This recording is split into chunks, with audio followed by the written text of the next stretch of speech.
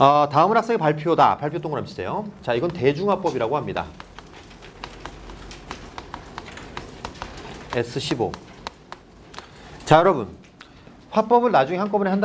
그 전에 이걸 해봐야 돼요. 알겠지? 흩어져서 해봐야 돼. 이것저것 여러분 나올 때마다 바로바로 해보면 외국어를 한번 배운다고 해보자. 여러분들이 많이 영어를 배워요. 1번. 완벽하게 영어가 될 때까지 외국인을 안 만난다. 그 영어가 완벽하게 구사될 때 외국인 만난다. 1번. 2번. 수시로 외국인을 만나서 부족한 점 교정하고 고치고 가면서 배운다. 너네가 상식적으로 생각해봐라. 1번이야, 2번이야. 당연히 2번이죠. 그러니까 전화 영어도 하는 거지. 그치? 그러니까 그런 과정이야. 지금 이제 여러분들이 이걸 계속 산발적으로 본 다음에 한번 모으는 과정에 있다가 또 산발적으로 보고 또 모으고 이 과정을 계속 해봐야 빠르게 습득할 수가 있어요. 자, 대중화법은 뭐냐면 발표 같은 거, 남들 앞에서 서는 거, 일대 다예요. 한 사람이 여러 사람 앞에 서는 거. 그럼 이건 어떻게 돼 있냐면 이렇게 돼 있어요. 도입 전개 마무리로 구성돼 있다. 자, 여러분 도입 부분이 필요합니다. 말이기 때문에. 이거 말이야. 글이 아니야. 말이야. 알겠지? 말이라고 생각해야 돼. 독서처럼 읽어요. 이러면 느려요. 바보 같은 짓 하는 거야, 그거는. 알겠지? 독서일 리가 없어. 독서면 안 내, 이렇게. 문제 자체를 안 낼 거라고. 그지? 그러니까 이거 따로 내는 이유는 바로 이런 화법의 특성이 있다. 화법은 뭐야? 말하기 방식이지. 그지? 자, 도입에서 여러분 생각해야 되는 건 뭐예요? 어떻게 관심을 유도하는가? 이거죠. 어떻게 관심을 유발하는가. 자, 가장 많이 쓰는 방법이 뭐예요? 너네 알고 있어? 질문. 질문이죠, 질문. 그렇죠? 여기서는 또 무슨 방식을 썼냐면 질문도 하고요. 두 번째 줄을 보면 저는 며칠 전에 이거를 읽었다. 뭘 얘기하고 있어? 자신의 경험을 얘기하고 있죠. 그러니까 얘가 읽은 책이 중요한 게 아니고 책을 읽었다는 경험을 얘기한 게 중요한 거예요. 알겠죠? 그래서 경험을 통해서 관심을 유발하고 있다. 이렇게 얘기를 했고요. 두 번째, 세 번째, 네 번째가 뭐예요? 그냥 각자의 탈을 구별해서 얘기했는데 여러분 독서라고 보기엔 너무 쉽죠? 당연하죠. 말인데. 말은 이렇게 나눠서 해야죠. 그쵸? 예, 요 정도로 보는 거고. 마지막 단락이 있는데 요 정도 한번 생각해 봅시다. 마무리인데요. 자, 이건 말이죠. 말은 공중에 날아갔죠. 그럼 마무리 때 뭐 하면 좋아요? 맞아요. 예. 요약 정리 같은 거 하면 좋아요. 이런 뭐 했는지가 딱 잡히기 때문에 듣는 사람으로 하여금 어떤 얘기를 들었구나 확 정리가 돼요. 그렇죠? 이건 친절한 방법이에요. 요 지문 같은 경우 세 번째 줄에 좀 특이한 형식도 하고 있습니다. 이 차이가 탈의 용도 때문 아닌지 궁금한 기회가 되면 뭐뭐 해보겠다. 계획까지 얘기하고 있어요. 그치? 이것도 가능하겠죠. 그러니까 여러분들 내용상 신경을 써야 될 부분은 두 번째 단락부터예요. 전개 부분부터 좀 신경을 써주면 되겠고 여기서 내용에 살짝만 신경을 써야지 독해처럼 하는 게 아니야. 알겠죠? 그냥 그러하다 정도로 받기만 하는 거고요. 여기서 방식 정도 좀 체크하면서 읽으면 돼요. 왜? 화법이니까. 화법. 말하기 방식이니까. 그치? 그럼 3번 문제를 보면 3번에서 좀 시간을 끈 학생들은 아마도 쌤 생각에는 보기를 읽으면서 내용에 집중했을 경우가 많은데 다시 한번 얘기할게. 이거 말이야, 글이야? 말이라고. 그 3번은 뭘 얘기하는 거야? 듣기 활동이죠? 듣기 방식을 묻는 거죠. 그 선지에 뭐가 나오겠어? 그 내용을 이거 막 논리적 구조를 보기 위해서 본 애들은 기대하는 선지가 안 나오잖아. 방식을 묻는데.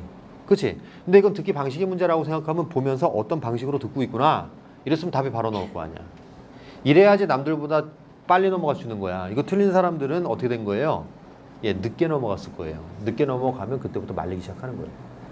알겠지? 깨름직하게 넘어가면 안 되는 거야. 확실하게 넘어가야지. 됐나? 예, 요 정도 보고요. 넘어갑시다. 굉장히 궁금했어요. 이게 어떤 형태로 나올까? 특히 협상이 어떤 형태로 화작복합으로 나올까? 협상이 나올 차례가 맞았거든. 왜냐하면 작년에 토론 플러스 장문이 나왔고, 그죠? 토익 플러스 장문은 우리가 이제 아마 프리미엄 때 했을 겁니다. 예, 그 정도 예상을 하고 있었는데 협상이 좀 빨리 나와줬어요. 근데 쌤 예상에는 협상 자체가 협상이 나온 다음에 가로 나온 다음에 나에서 협의문이 나올 줄 알았거든. 합의문이. 그럼 5문제짜리가 나와야 돼요. 난이도가 높기 때문에. 근데 이건 난이도를 낮춰서 나온 거예요. 가에서 그냥 기사문 나오고 나에서 협상에서 바로 끝났어요. 그래서 4문제짜리가 나온 겁니다. 하지만 여러분 이 생각해야 됩니다. 평가원은 이렇게 유형을 내놓고 똑같은 유형으로 안 내죠. 그치? 적응할 시간 안 줍니다. 예, 바로 그 다음 단계로 넘어가기 때문에 이 부분은 지금 쌤이 말한 대로 나올 수도 있지 않을까. 그러니까 협상 나온 다음에 그 다음에 합의문 같은 예, 그런 형태로 나오게 되면 문항수가 한 문제 더 늘 수 있어요. 알겠죠? 예, 요 정도 체크하기 바라고. 협상이다. S 14번입니다. 네. 자, 협상은 왜 하지? 왜요? 얻어내려고 하죠. 그치? 그래서 협상에서 가장 중요한 정보는 협상이 나왔어. 그럼 뭘 바탕으로 읽어야 돼? 뭘 원하는가? 이걸로 읽어야 돼. 이득을 체크해야 돼. 얻고자 하는 이득을 체크해야 됩니다. 이게 핵심이에요. 알겠죠? 그럼 이득이, 잘 들어봐. 이득이 같은 범주인 경우가 있고 같은 파일을 두고 싸울 경우가 있고 다른 범주가 있어요. 같은 파일을 두고 협상을 할 때는 협상 양상이 어떻게 될까요? 다툼의 양상이 되겠죠. 왜? 상대방이 더 먹으면 무조건 내가 덜 먹은 거예요. 그치? 이러다 보니까 협상이 어떻게 될 수밖에 없어? 경쟁적 협상이 될 수밖에 없어. 자, 그럼 다른 경우는 어떻게 되느냐? 가령 이겁니다. 2014학년도 평가원에 나온 문제인데 회사는 공장 부지를 싸게 들어가기를 원해요. 그러니까 시청한테 이제 그 시청이랑 협상을 하려고 그래요. 시청은 공장 부지를 비싸게 받으려고 하는 게 아니야. 공장을 싸게 주면서 부지를 싸게 주면서 주민소득을 증대하려고 해요. 원하는 게 다르지. 그 협상은 어떻게 되겠어? 굉장히 협조적이 되겠죠.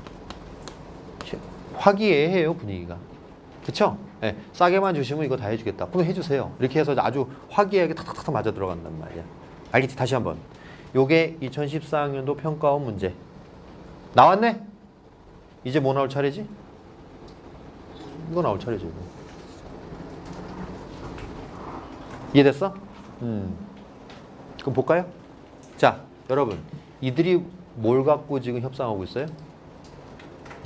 개방을 할 거냐 말 거냐. 이거 가지고 협상하고 있죠. 이해됐니? 개방을 할 거냐 말 거냐. 경쟁적 협상입니다. 그쵸? 예, 드디어 나온 거예요. 그래서 이제 굉장히 이 부분을 기대를 하고 있었는데 역시 이제 예상한 대로 나왔어요. 자, 보자 얘들아. 경쟁적 협상이 현실에서 잘 되는 거 본 적 있어? 잘 안 돼요. 예, 거의 파토납니다. 거의. 그치? 잘 되는 경우가 거의 없어. 그렇다고 여기 시험에 그렇게 나올 수는 없어. 예를 들면 시청에서 개방하세요. 못하겠습니다. 개방하세요. 못하겠습니다. 띠두르고 이렇게 되면 그럼 이제 우리는 재밌겠지만 읽는 사람은 야 이거 지금 재밌는데? 이렇게 했지만 이제 문제로 그렇게 나오면 안 되죠. 교과서적이지 않아요. 아름답게 끝나야 됩니다. 그러면 예상했던 건 바로 이거예요. 이러면 바로 뭐가 될 거다. 절충과 타협이 어떻게 이루어지는 양상. 이거죠. 절충과 타협이 이루어지는 양상에 집중을 해야 돼요. 절충과 타협이 이루어지는 양상에 집중을 해야 돼요. 알겠죠? 이해됐어요?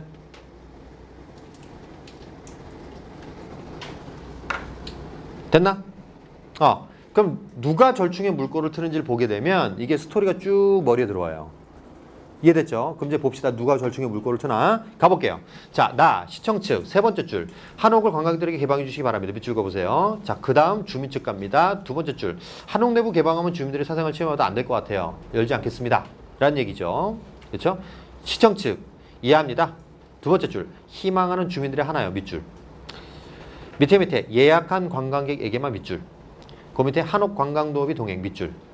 자, 누가 절충의 물꼬를 틀려고 했니? 그죠? 누가 먼저 손을 내밀었냐면 시청입니다. 그쵸? 오른쪽 갑니다. 주민 측.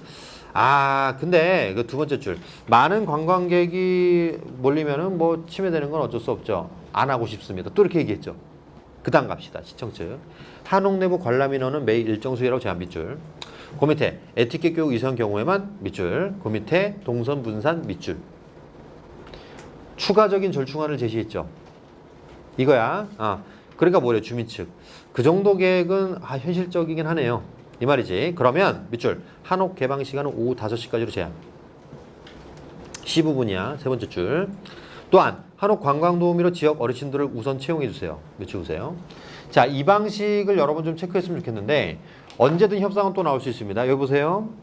자, 우리가 그 경쟁적 협상은 보통 산술적인 데서 끝나는 경우가 많아요. 상상해보면. 예를 들면 연봉 협상 같은 거 있잖아. 연봉 협상은 대부분 이거잖아.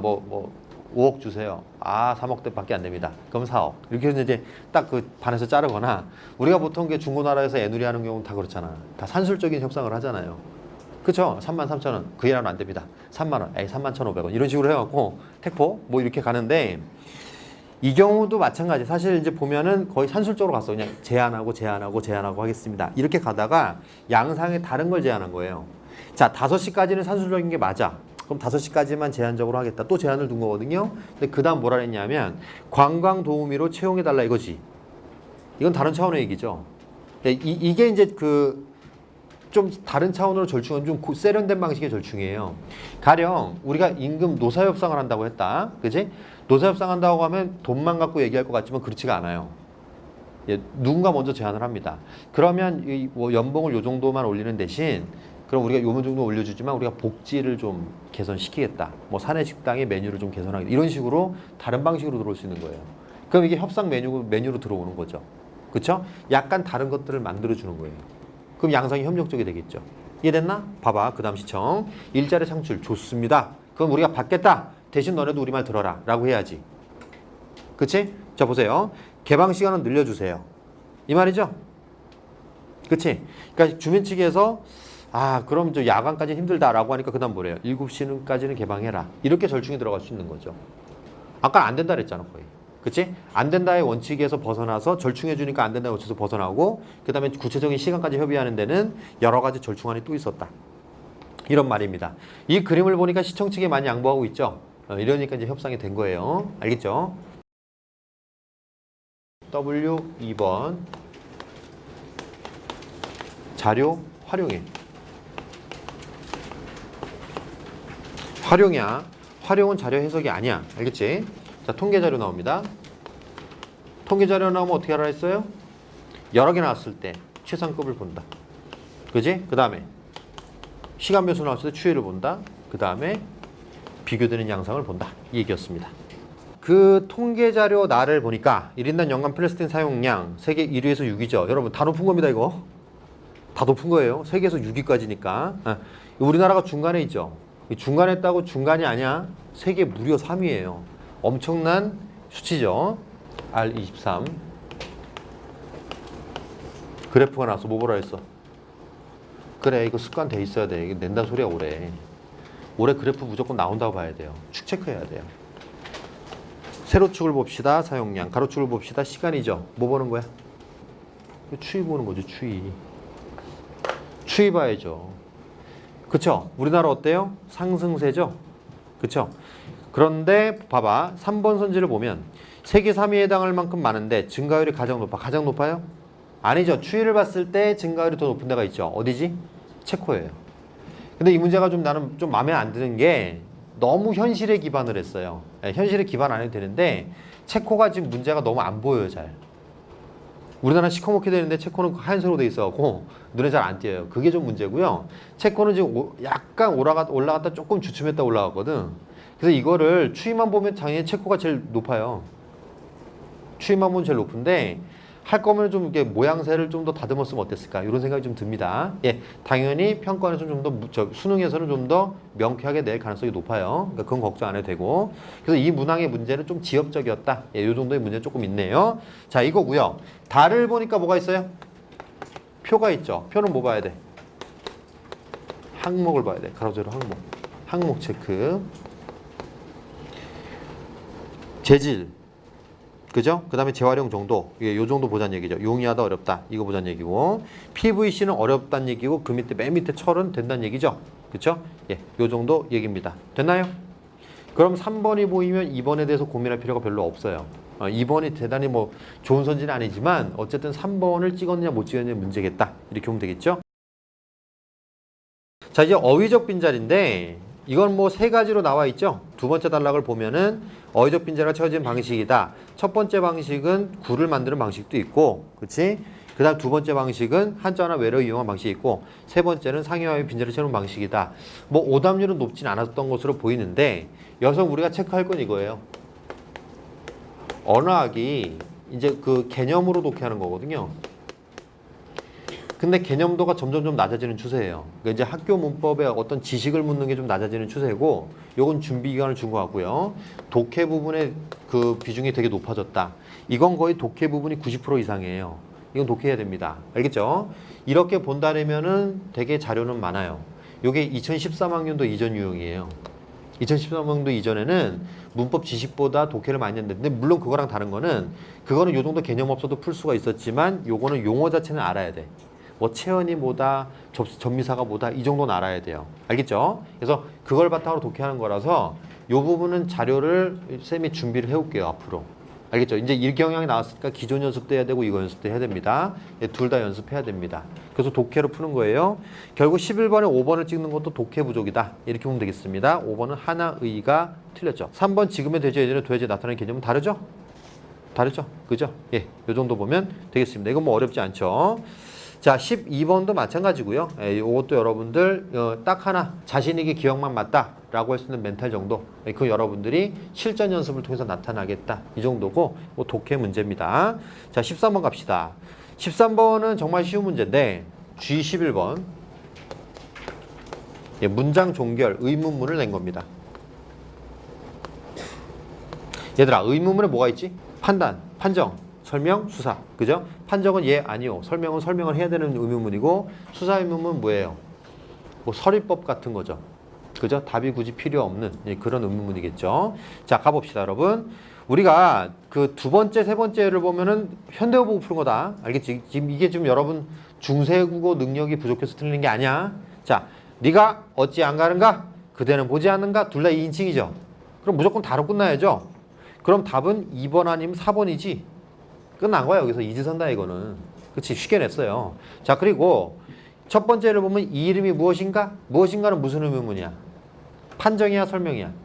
설명. 그죠? 설명이기 때문에 고로 끝나야 됩니다. 답은 2번이 되겠죠. 뭐 어려운 건 없죠? 그죠? 넘어갑시다. 14번. 네, 전국 오답률 55.5%입니다. 자, 빨리 하는 방법을 알려줄게. 자, 보자. 두 개를 다 쓰는 게 아니고 된 것만 빨리빨리 쓰는 거야. 뭐 이렇게 되겠죠. 그죠? 그 다음에 자, 봐봐. 교체. 이건 첨가죠. 첨가. 그죠? 니은 첨가. 그 다음에 그 결과물로 풀립으로 돼 있잖아요. 유음하죠. 교체로서. 됐나? 요 정도 여러분이 바로바로 쓰는 거고, 이건 어때요? 이거 할까요, 먼저? 이거 했었지, 이거 우리 연습으로. 유죄를 했었죠, 이거는. 그지? 그 다음에 이렇게 되고, 그 다음에 이렇게 됩니다. 자, 요거 뭐 탈락, 요거는 끝소리 교체, 그죠? 요거는 교체로서 비음하죠. 왜 비음화됐지? 뒤에 니은을 발음하기 위해서. 그냥 열려버린 거죠. 폐쇄음이 열린 거지. 바로바로 알아들어야 돼요. 자, 요건 어때요? 이건 나올 줄 알았던 겁니다. 이거 분명히 나올 선지가 있어요. 이렇게 되겠지. 그치? 변했어, 안 변했어? 안 변했어. 알겠지? 아무 변화가 없는 거야, 이건. 이거 소리의 문제입니다. 의문론은 표기의 문제가 아니고 소리의 문제입니다. 의문 개수 늘었어요, 줄었어요? 아무 변화 없죠. 그래서 어떻게 돼? 겨울 칠엠에 뭐예요? 교체로서 뭐야? 부계음하죠. 이게 나와야지. 이게 바로바로 탁탁탁 튀어나와야 돼요. 결국 그걸 몰라서 묻는 게 아니라 여러분들 얼마나 적용을 빨리빨리 하느냐. 자, 물어볼게. 자, 부계음화. 좋은 위치야, 좋은 방식이야. 빨리. 위치. 그지? 자, 비음화는요. 방식 2번 선지 우리 한 거지. 아예 똑같죠? 연습한 대로 나왔지. 자, 여러분 유음화는요. 좀 방식이죠. 그렇죠? 이렇게 나와줘야지. 됐나? 자, 그래서 1번, 3번 맞고요. 2번 기억에서 첨가되는 니은이고요. 니은에서 탈락되면 리을이죠. 다르네. 그치? 다른 의문이죠. 자, 4번 역시 나올 줄 알았습니다. 의문 개수가 달라지다니요. 디귿에서 달라지지 않았습니다. 개수는 똑같습니다. 자, 5번 리을로 인해 디귿은 모음 이로 인해 구개음화. 맞지? 구개음화 모음 이로 인해죠. 그죠? 예. 예상했던 선지들입니다. 역시 좋은 문제죠. 가봅시다. 그 다음에 15번. 자, 이 오답률은 50% 정도 됩니다. 전국 오답률이. 자, 가볼게요. G13, 14인데 야, 피동은 뭐니?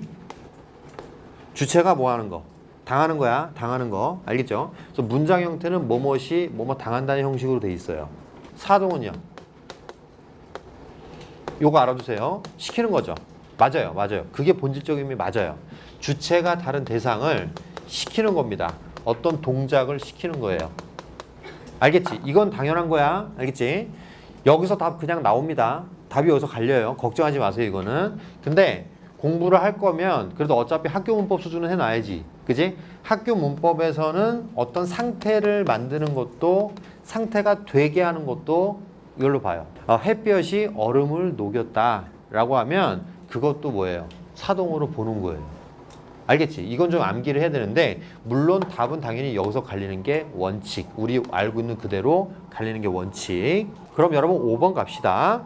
큰 마당에 눈이 빗자루에 쓸린 거지. 눈이 쓸린 거지. 눈의 입장에서 당한 거죠. 피동 맞죠? 그죠?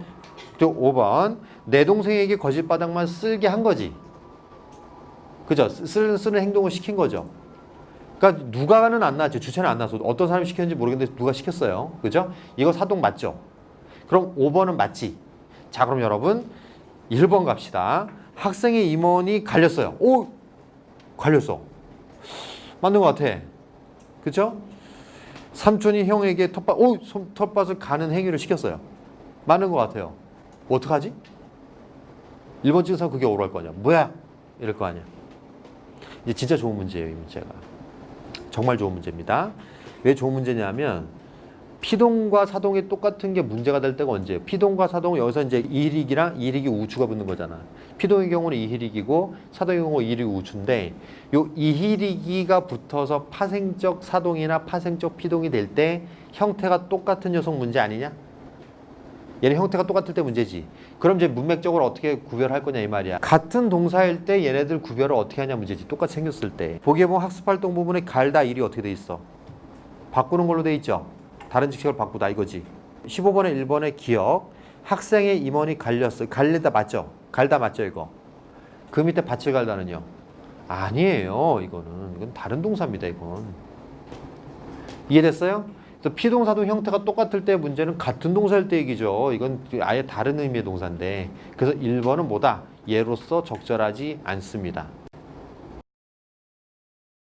첫 번째 부분을 보면 삼수란 녀석이 조중구를 좀 단죄할 것 같은 느낌이었는데, 그치? 조중구를 단죄하는 데 역할을 할 것 같았는데 뒤에서 보니까 뭐야? 기회주의자죠?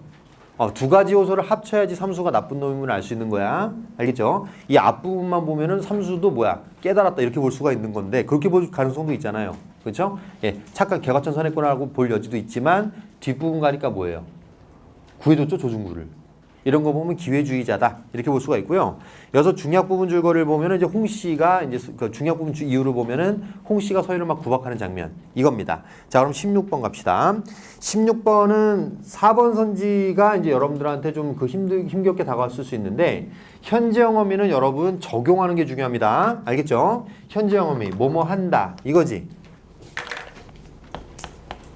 뭐뭐 니은다 현재형입니다. 체크해 놓으세요. 꼭 체크해 놓으세요. 일단 여러분 B를 보면 다 현재형 어미죠. 그렇죠? 그리고 B 중간에 보면 그는 죽을 생각을 했던 것이다. 요게 16번의 3번 선지에 대한 전제죠. 그죠? 답의 근거죠. 직접 서술 맞습니다. 현재형 어미 효과. 현장감. 그렇지? 생동감을 주죠. 여기 봐봐. 얘들아. 현재형 어미가 나왔네. 그럼 1순위는 어느 영역? 시. 현대시에서 현재형이 나온 거 뭐 있었지? 여운한 골조. 과거 사실인데 현재형으로 서술이 되어 있어. 그래서 앞에서 펼쳐지는 듯한 효과가 나와. 정지용의 향수. 이런 작품들. 좀 체크를 해놓으면 좋을 것 같아. 알겠지? 수능 완성에 또 나오는 작품들 한번 살펴볼게. 이 말이야. 낯선 시에 나올 수도 있어. 낯선 시 현재형으로 된 게 나올 수도 있어. 이해됐나? 체크를 좀 해놔. 알겠죠? 이게 여러분 당연히 고전 소설도 가능해요. 전쟁 장면에도 현재형으로 나올 수도 있죠. 그렇죠? 예, 근데 정말 현재형을 의도적으로 쓰는 거는 이렇게 현대 소설이나 현대시, 현대문학입니다. 이거는. 그죠? 수필도 가능하겠죠. 여튼 현재형 올해 출제 유료. 이해됐어? 요렇게 뽑아내는 거야. 엑스만 쭉쭉 뽑아내는 거예요. 알겠죠? 예, 선지로 나왔습니다. 또 가봅시다. 17번에 1번 선지는 아니죠? 왜요? 조가도 제거할 수가 있고요. 이게 아니죠. 그거 맞지만 윤보의 계획도 숨길 수 있다. 그게 아니죠? 조가도 제거하고 자금도 확보하고 이 말이죠. 예, 그래서 이건 틀렸고요. 리을의 그 홍씨의 뻔뻔가 홍씨는 영악하지 않아요. 굉장히 무식합니다. 그치? 이거 영악하다고 볼 수가 없죠? 예, 정말 무식이 하늘을 찌르는 사람이에요. 그래서 이거는 영악하다가 아니죠. 5번 왜 습격해? 언제 습격했어? 안 했어. 알겠지? 그런 적이 없습니다. 자, 뭐 3번은 어렵진 않아 보이고요. 18번도 보기 긴데 여러분들 잘 해 주었습니다. 정답률이 다 높은데 딱 21번에서 이게 되게 중요한 얘기인데요. 그 상위권으로 갈수록 21번 오답률이 높아져요. 역여현상이 일어납니다. 예, 전체적으로 봤을 때에는 전체 오답률을 봤을 때 21번이 안 높은데 상위권으로 갈수록 21번이 높아진다는 얘기야. 요거는 그거는 좀 문항 자체가 완벽하지 못하다는 얘기예요. 그거는 지금 21번 틀린 사람들은 3번 찍었을 거 아니야. 그치? 디귿과 리을에는 전혀 이직이 없지. 근데 내가 봐도 이 니은 부분은 좀 무리수가 있어요. 이 부분 반드시 수정될 걸로 보이는데, 왜냐하면 이거는 이제 상위권 애들이 틀리면 바로 이재기 하거든요. 그럼 상위권 애들의 이재기는 그래도 논리적이에요. 예, 그리고 내가 이재기 게시판 들어가자마자 딱 1번이 이거더라고. 첫 번째 올라온 문제가 21번. 21번은 니은은 우리가 완벽하게 동의할 수 없다. 굉장히 논리적으로 썼어. 이재기 한 사람들이. 그치? 근데 평가를 답할까 안 할까? 안 할걸요? 이게 수능 문제가 아니기 때문에, 수능 문제였으면 난리 나요. 이거는. 근데 안 할 가능성이 좀 있어요. 왜? 그냥 엄배덤배 넘어가면 되거든요. 왜냐면 답변을 할 그게 없기 때문에 이건 내가 봐도 논리적으로 방어할 수 있는 게 좀 비겁해져요. 방어하려면. 근데 이 부분은 이재기를 한번 받아줬으면 좋겠는데, 그러니까 답변해줬으면 좋겠는데, 그걸 한번 살펴보겠습니다. 자, 가볼게요. 일단 첫 번째 단락에서는 두 번째 줄 결정론적 세계가 밑줄 그으세요. 신에 의해서 결정되었다라고 본 거예요. 그렇지? 이게 포인트야. 근데 에피쿠로스는 뭐냐면 이 얘기야. 네 번째 줄. 당대 사람들이 이러한 잘못된 믿음에서 벗어나도록 하는 게 중요하다. 이를 위해서 인간의 행복이 이룰 수 있도록 자연학을 바탕으로 사상을 전개했다. 비를 쫙 그세요. 자, 에피쿠로스는 뭐가 목적이야? 이거를 날려버리는 게 목적이죠. 이 말이지. 그지? 자, 그래서 두 번째 단락에 두 번째 줄. 신은 우주들 사이의 중간 세계에 살며 인간 사이에 개입하지 않아요. 신을 배제시키는 거야. 신은 개입하지 않아. 이렇게 얘기하는 거고. 이 신론 밑줄. 그래서 마지막 문장입니다. 이 단락. 따라서 에피쿠로스는 인간의 세계가 신에 의해 결정되지 않고 인간의 행복도 자율적 존재인 인간 자신에 의해 완성된다고 본 거죠. 그렇죠? 그 다음 한편 에피쿠로스는 인간의 영혼도 육체와 마찬가지로 미세한 입자로 구성된다. 그렇죠? 밑에 육체가 소멸하면 영혼도 없는 거예요. 그죠? 그래서 마지막 문장. 이러한 생각은 인간으로 하여금 죽음에 대한 두려움을 벗어나라는 얘기죠. 그치? 죽음에 대해 두려워하지 마라. 이제 이렇게 얘기한 거예요. 영혼도 없어지는 거니까 어차피. 자, 그 다음 이러한 에피쿠로스의 자연학은 우주와 인간의 세계에 대한 비결정론적 이해를 가능하게 했다. 비결정론이라고. 결정론에서 벗어나게 한 거야. 왜? 원자의 운동에 관한 에피쿠로스의 설명. 원자들이 수직낙하 운동이나 법칙에서 벗어나기도 하고 비스듬히하기도 하고. 밑줄. 우연적 운동을 한다. 원자는 우연적이다. 이거지. 그지? 우주는 이러한 원자들에 이루어졌기 때문에 우주 역시 우연의 산물이고 우주와 인간의 세계에 신의 관여는 없으며 인간의 사랑에도 신의 섭리는 없다. 다 우연적이다. 이러한 생각은 인간의 필연성에 얽매이지 않고, 필연성 다른 말로 해봐. 결정. 이 말이죠. 그죠? 여기 얽매이지 않고 주체적으로 살아갈 수 있게 하는 자유의지의 단초로 삼는다. 단초란 말 알아두세요. 알겠죠? 단서가 되는 기초를 말합니다. 단초란 말 알아두세요. 자유의지의 단초로 삼는다. 그래서 행복에 대해 얘기했다 이겁니다. 됐나요? 그러면 여러분 21번에 디귿과 리을은 충분히 할 수 있는 질문이야. 왜? 에피쿠로스가 미처 생각하지 못했던 부분이거든요. 그렇죠? 정말 그렇다고 해서 두려움이 정말 해소가 되느냐, 부족하지 않느냐 말할 수가 있고요. 그 다음에 리을 같은 경우 신이 안 했다고 해서 자연에 대한 두려움 벗어날 수 있느냐, 그건 정말로 할 수 있는 질문인데, 리을은 좀 케이스 바이 케이스예요. 이거 주관적으로 낸 것 같은데 봐봐. 원자가 법칙에서 벗어나 우연적 운동을 한다는 것, 인과관계 쇠퇴사지 움직이는 뜻일 텐데 끊어봐. 그러니까 뭐가 없다? 필연성이 없다. 그럼 결정되지 않았다. 우리가 이 논리 아니에요. 이 논리잖아. 그지? 근데 뭐라고 해요? 그게 자유의지의 단초가 될 수 있는 거? 다 될 수 있다고 봤잖아요. 이 말이지. 그 내용을 충실하게 이해하게 되면 이것도 맞을 수 있는 얘기인데, 이 사람은 그거야. 꼭 그렇게 볼 수만 있느냐 이 말이에요. 그렇게 따지면 모든 선지가 다 답이 되지.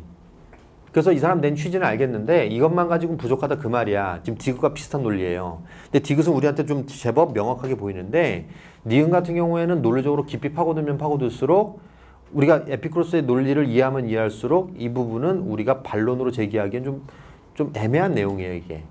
알겠지? 그래서 2번은 명확하지가 않기 때문에 이 부분은 좀 그 출제자의 불찰이 있었다 이렇게 보입니다.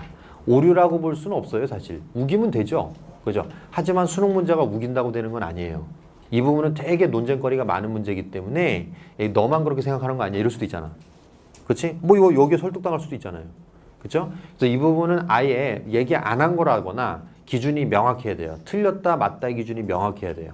그래서 이 부분은 명확성이 떨어지기 때문에 이 부분 6평의 한계다. 이렇게 볼 수가 있겠습니다. 알겠죠? 수능에서 이런 경우가 출제되지 않으니 걱정하지 않아도 좋습니다. 추론 선지가 나올 때 내가 하나 얘기해 줄게. 앞장으로 넘겨봐. 시험지. 15페이지 38번에 5번 선지가 많아. 이걸 많이 찍었어. 틀린 애들은. 그치? 글자로 안 써 있다. 이거 중요하다. 중요하다. 글자로 안 써 있다. 글자로 안 써 있다라고 하면 학생들이 보통 어떻게 대응을 하냐면 내가 체크를 못했나 이런 생각을 해요. 그러니까 이 말은 본인이 읽은 거에 대해서 확신을 못해요. 그러면 다시 앞으로 갑니다. 그래서 헤매요. 알겠지? 헤매다가 끝나는 거. 그럼 글자로 절대 안 써 있어. 그럼 5번을 찍게 돼요. 38번에 5번. 이게 찍게 된단 말이야. 알겠지? 근데 이 생각을 해야 돼. 자신이 읽은 거에 대한 확신이 없으면 문제를 못 풀거든요. 맞죠? 읽은 거에 대해서 확신을 하세요. 그렇게 솔직하게 푸는 게 점수를 더 잘 따는 방법이에요. 내가 읽지 않은 무언가가 있지 않을까라는 생각이 문제를 틀리게 만들어요. 일단 본인 걸 확신을 해. 그래도 돼. 그렇게 공부 많이 했으니까. 그지? 대신 그러려면 공부를 열심히 해야 되잖아. 이게 다 전제가 깔려 있는 거야. 공부를 안 한 애들은 그 확신이 없어요. 근데 공부를 한 애들은 그래도 내가 그 정도 공부했으니까 이게 보였을 거라는 전제를 깔아.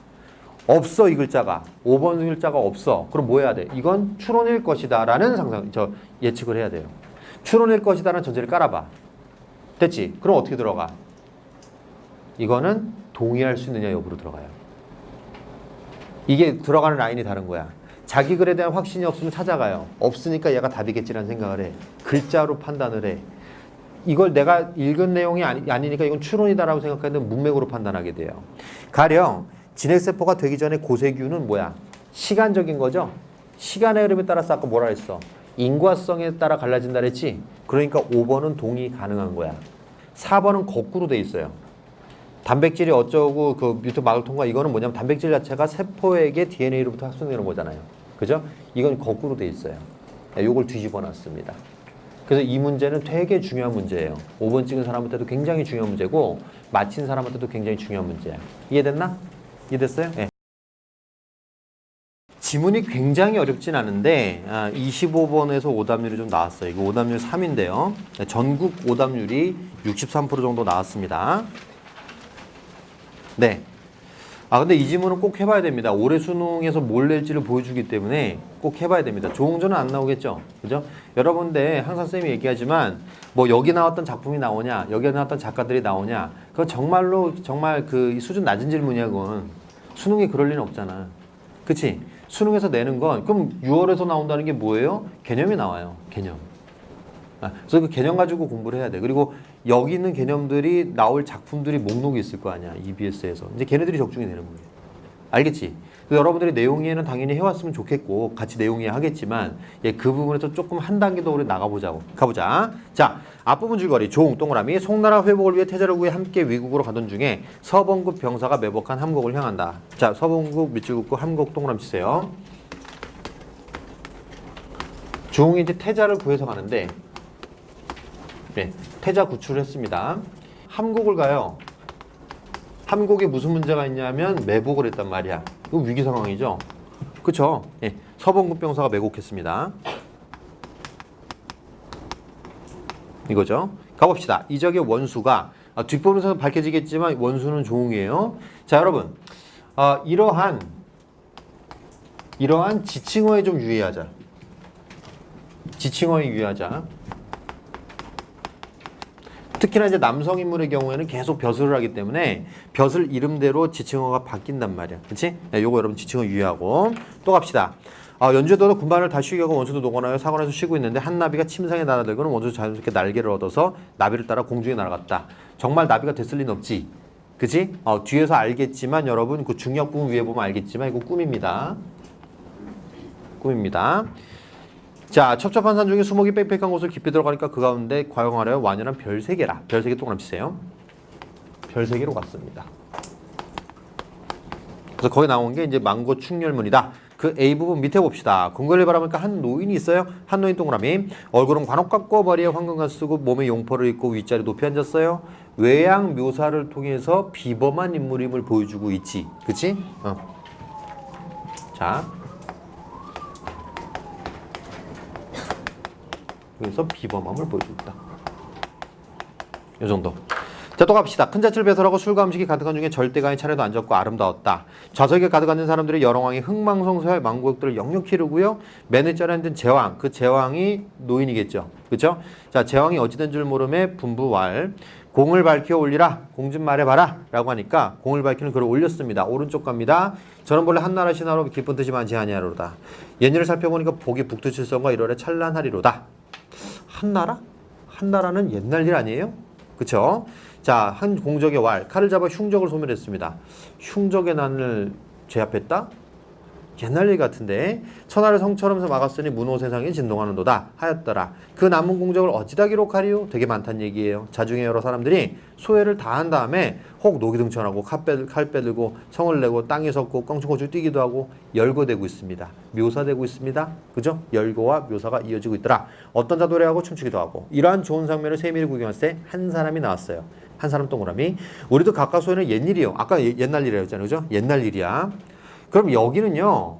아주 오랜 사람들이 지금 있는 걸로 봐서 아주 옛날 사람들이 있는 걸로 봐서는 현실 세계는 아니죠. 그치? 그럼 요 정도 한번 해놓을까요? 별 3개. 초월기죠. 하나에도 미치지 못하려냐 알지 못하겠는데 대송의 역적이 망했어요. 그 상황이구나. 지금 송나라의 위기 상황이야. 역적이 망한 거야. 멸송되면 언제 회복하리 올까? 진짜 송나라 없어지면 어떡해요? 한 사람이 송나라 회복은 아직 있어요. 회복이 있을 것 같아요. 그러니까 뭐래? 한 사람이 이제 잘 모르네. 하늘이 송나라 왕실을 회복하고자 종을 명했어요. 종 동그라미. 이거 종이 보통 사람이 아니구나. 그지? 불쌍하도다 종이요. 일시가 극나라의 명을 미명의 서번적의 간계 다른 말로 뭐겠어요? 여기서는 문맥적으로 매복한 거겠죠. 그죠? 매복에 이제 걸려들어 죽을 듯 하니까 불쌍하도다. 위기 상황을 아는군요. 좋은 일도 우리 일과 같아요. 정해진 나이를 못 마치고 전쟁에 패하는 이들 불쌍고 가련하다. 이럴 때 문지기가 얘기했어요. 송나라 문제가 들어옵니다. 문제 동그라미 치세요. 자, 여러분 여기서 이제 그 문맥적으로 요 정도 파악해야지. 황제. 송나라 황제. 이제 이름이 문제야. 여러 사람이 일시에 뜰로 내려 영접하여 상자한 후에 여러 사람이 아뢰기를 오늘 말년 약속 정하고 어찌 늦게 도착하시나이까. 문제왈 송나라 왕실을 회복하시나는 종 맞는데 오다가 한 곳을 보니까 불축한 서분이 종을 잡으려고 매복했어. 이 말이지. 그치? 그래서 어떻게 했어? 그럴까 해서 서운 시울스를 통치 못하여 죽을 듯함에 죽을지도 몰라갖고 도사를 찾아가 구하라고 했다? 도사를 시켰대요. 이거지. 그치? 이제 꿈속에서 이런 꿈을 꾼 겁니다. 좌중이 외쳐왈, 죽으리라고 불쌍 고문을 했더니, 야, 촌스러워 어찌하오리까? 원수가 깨달으니 남가일몽이라? 남가일몽 동그라미. 한바탕 꿈이었다 이겁니다. 이제 알겠죠? 이제 꿈속에서 이제 이런 꿈을 꾼 거예요. 근데 이제 너가 위기에 빠졌고, 이제 도와주기로 했다. 뭐 이런 얘기입니다. 자, 중략. 원수가 꿈속의 일을 생각하니까 저절로 마음이 비창하여 슬픔을 머금고. 왜 그래요? 불길한 꿈이잖아요. 죽는다고 그러니까. 이 기분이 좋겠어, 이게. 그지? 자, 염려가 끊이지 않았다. 염려하겠죠? 이때 함곡, 아까 매복한 곳이죠. 도달하니까 해는 서쪽 산 위로 떨어지고 달은 동쪽 고개로 떠올랐는데 무시한 잔나비네요. 동그라미. 익숙한 어인데 이거 요새는. 자, 달빛 아래 슬피 울고 그윽한 두견성. 두견성은 두견의 울음 소리 성자야. 두견성은 불력을 일삼았다. 봅시다. 이 용어는 여러분들 알아두는 거 되게 편리합니다. 잔나비가 뭐예요? 밴드 이러지 말고. 원숭이. 원숭이고 잔나비가 운다. 그리고 두견새가 운다. 이건 이제 우리나라 문학에서 관용어구로 많이 쓰이는데 우리나라 원숭이 서식해 안 해. 본 적 있어요? 없죠. 동물원밖에 없어요. 그러니까 원래 원숭이는 우리나라 서식한 동물이 아니에요. 그럼 잔나비가 운다는 게 문학 작품에 나올 때가 되게 많아. 그러면 여러분 저 오장원의 고향 앞에서라는 작품 알아? 수능에 나왔던 작품인데 얼마 전에 그죠? 거기에 간간히 잣나비 우는 산기슭에는 뭐 무덤의 조상들이 잠잔다 이렇게 돼 있어. 그러니까 잣나비 운다는 건 관용어구야 일종의. 그죠? 이거는 무슨 뜻이냐면 쓸쓸하다는 뜻입니다. 쓸쓸. 이 뜻이고 두견세가 운다는 걸 알고 있죠, 여러분? 두 가지 중에 하나죠. 그렇죠? 한 아니면 계절감이죠. 봄. 이거지. 이것은 뭐야? 문맥적으로 해봐. 한이겠죠. 문맥적으로 이걸로 쓰인 거죠. 됐나? 그래서 이제 쓸쓸함과 한 이런 요소가 나온 겁니다. 불기라니까. 잠깐 여러분 쌤이 보고자 하는 건 바로 이거죠. 올해 수능에 이거 담은 작품이 나올 수도 있다는 거야. 알겠지? 근데 고향 앞에서가 2년 전에 나왔기 때문에 그 전에 나왔기 때문에 얼마 안 됐어요. 요거는 조금 가능성은 모르겠는데 일단 수능 완성을 봐야 되고요. 알겠지? 두견세가 운다는 거는 여러 고전 소설이나 고전 시가에 많이 나와. 그리고 귀촉도란 작품이 있어. 현대시도 이게 많이 나와. 알겠지? 그래서 쌤 생각에 요거는 여러분 체크해둬야 될 것 같아. 1순위 고전시가, 2순위 현대시, 3순위 고전소설. 이렇게 알아야 될 것 같습니다. 여러분이 정리해야 되는 포인트는 운문이겠죠. 운문.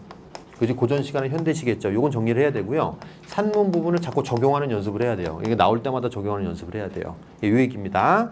동쪽은 험악한 산이고 서쪽은 깊은 골짜기여서 층층이 험한 산봉우리 가슴을 찌르는 듯하고 야광은 희미하기만 하다. 선봉을 재촉하여 들어가는데 바라보니까 동편 장국 골짜기에 농이 있어요. 농동그라미. 농. 푸른 낙일 재촉하여 배구선으로 원수를 만류하고는 뭔가 이게 되게 있어 보이는 사람이죠. 그렇지? 정신이 황홀하였다. 그래서 뭐 문답을 했습니다. 어디서 오셨나요? 정말 조응이에요. 그래서 얘기해요. 자, 15줄 정도 내려옵니다. 나는 떠돌아다니는 나그네라. 노홍의 말입니다. 성품이 나이가 달라 빼어난 산천과 명소를 즐겨 둘이 다녔는데 오로봉에 들어갔다가 천명도사 동그라미 치세요. 수사미를 머물렀더니 출발의 서차를 주며 왈 그대에게 전하라 라고 했습니다. 알겠죠? 그래서 늦을까봐 왔는데 만나서 다행이다. 이런 말이죠. 그 다음 단락 갑니다. 한 통 편지 동그라미. 팔을 들어 하직하거늘 원수 다시 노홍을 바라보니까 행색이 아득하였다. 신기하게 여가 편지를 급히 떼어보니까 뭐라고 되어 있어요? 밑줄 함곡에 들어가지 말고 성중으로 먼저 들어가서 포를 한번 쏘라 라고 되어 있습니다. 그래서 시키는 대로 한 거죠. 그죠? 갑시다. 여러분 이 도사는 이 천명도사가 누구예요? 바로 이 사람이죠. 이거 꿈에서 한 게 맞네. 그지? 그 천명도사가 누구한테 전달한 거야? 이 노홍한테 배달을 시킨 거죠.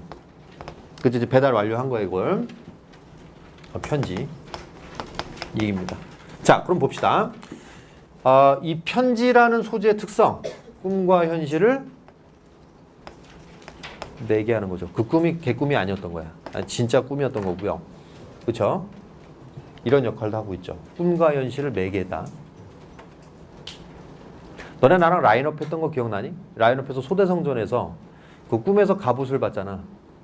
그치? 꿈에서 갑옷을 봤는데 깨어보니까 갑옷이 진짜 있었잖아요.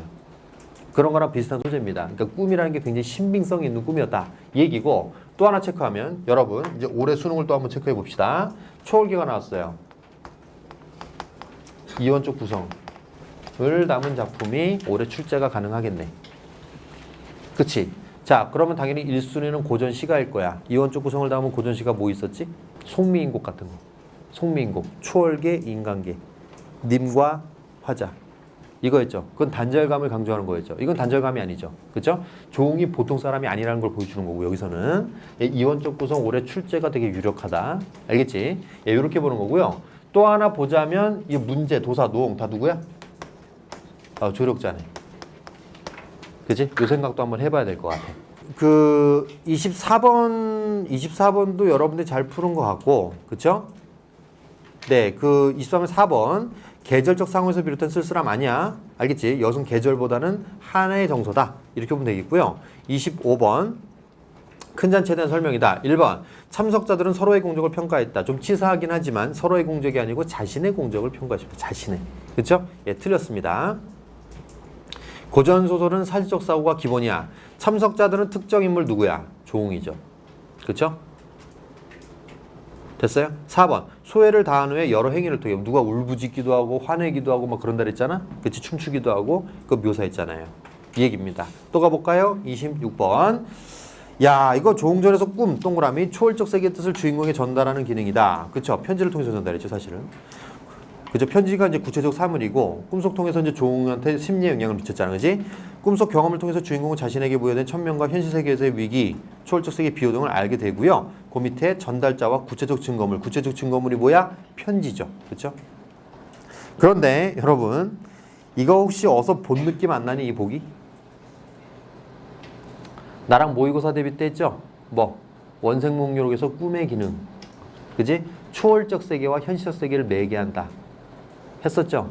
예, 그게 비슷한 코드라서 그래요. 어차피 꿈이라는 게 나오면 그런 코드들이 연결이 됩니다. 그러면 이건 가능성이 좀 적어요. 너무 직접적이기 때문에. 꿈, 이거 무슨 구조야? 환문 구조지? 꿈이 들어간 작품. 뭐 우리가 딱 떠오르는 게 지금 원생목록이에요. 구운몽이랑. 그쵸? 그럼 원생목록에 나오게 되면 너무 직접적으로 똑같아요. 그럼 쌤 생각에는 다른 영역으로 한번 넘어가 볼게요. 고전 시가에 꿈이 나오는 게 뭐가 있죠? 송민고 꿈꾸잖아. 거기서 꿈꿨는데 님한테 다 말 못하고 깨버리잖아요. 야, 이 얘기 세면 안 될 것 같은데. 송민곡이 오를 가능성이 좀 높은 것 같아. 그쵸? 예, 잘 정리를 해놓으세요. 송민곡은 수능에 나왔을 때 기본 오답률 65%. 알겠지? 대부분 학생들이 손을 잘 못 대요. 자, 고어로 나올까? 현대어로 나올까? 고어로 나옵니다. 알겠죠? 고어로 나옵니다.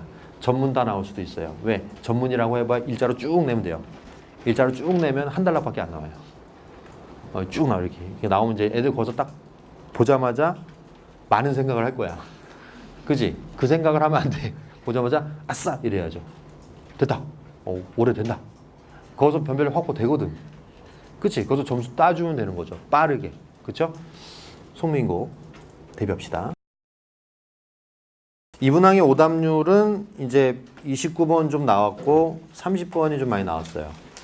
그쵸? 예, 그리고 30번 같은 경우에는 상위권 하위권 다 똑같이 5번을 많이 찍었어요. 그치? 근데 내가 이제 결론적으로 한번 얘기해 줄게. 요 보기에서 유동성 함정이라는 단어가 떠오르면 5번을 못 걷어내. 이게 5번이 맞다는 게 판단이 잘 안 돼요. 이래서 EBS 지문을 외우면 안 돼요. 알겠지? EBS 지문 절대 그대로 안 나와요. 이제 이건 이제 반전을 준 거지, 사실. 이게 낸 사람이 애들이 이걸 보면서 유동성 함정을 떠올릴 거라고 생각을 한 것 같아. 그러니까 이제 그걸 떠올렸을 때 선입견이 팍 생기게 해놨거든. 그러니까 여러분들이 어떤 모의고사를 풀든 어떠한 그 문제를 풀든 간에 EBS를 아무리 많이 풀어도 절대 외우지 마세요. 그 내용을 떠올려서 푸는 순간 굉장히 불리해집니다. 지금 사실 이제 이게 지금 그 연계가 거의 효과가 없죠. 그죠? 요거 하나 조금 연계 느낌이 있어요. 그거밖에 없고 독서는 무조건 낯선 거다. 이렇게 생각하면 되겠고요. 요행이 여러분들이 공부한 내용이 나올 가능성은 거의 없다고 봐야 돼요. 그렇지가 않아요. 그렇지가 않아요. 평가원이 가장 맞고 싶어하는 그림이 그거니까. 그치? 예, 그러니까 그냥 무조건 새로운 내용이다. 이렇게 보는 거고. 하지만 여러분, 우리한테 익숙한 건 바로 이런 거예요. 이쪽으로 들어가야 돼, 얘들아. 경제학 지문이라는 거지. 이걸 측정하는 거야. 그러니까 내용을 측정하는 게 아니고 이 경제학은 어떻게 생겼다. 얘가 경제학 서적을 읽을 준비가 되어 있는가. 그걸 물어보는 거지. 경제학의 기본어법은 나온다는 얘기죠. 그쵸? 자, 경제학은 뭐예요? 일단 어떤 사회 현상을 수리적으로 이해하는 거지. 그쵸? 수학적으로 이해하는 게 이제 경제학의 목적이잖아. 그러면 당연히 뭐가 나오겠어?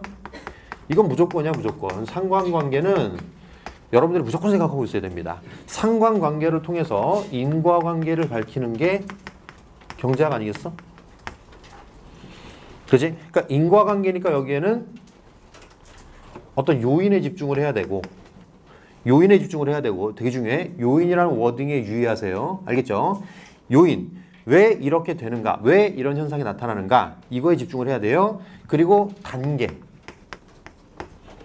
단계에도 여러분들이 집중할 줄 알아야 됩니다. 자, 상관관계를 통해서는 이런 것도 나올 때가 있어요.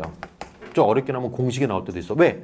공식이라는 게 결과물 아니에요. 이 경제학의 결과물 아니에요. 그죠? 이걸 기억하고 있어. 자, 잘 모르겠으면 무조건 여러분들 여기서 시작합니다. 상관관계. R10번. 이렇게 정석에서 나옵니다. 공식은 R22번. 인과관계는 요인 R8번. 단계는 R17번. 이렇게 들어가는 거죠. 그렇죠? 자, 제일 중요한 건 상관관계. 기초 중에 기초.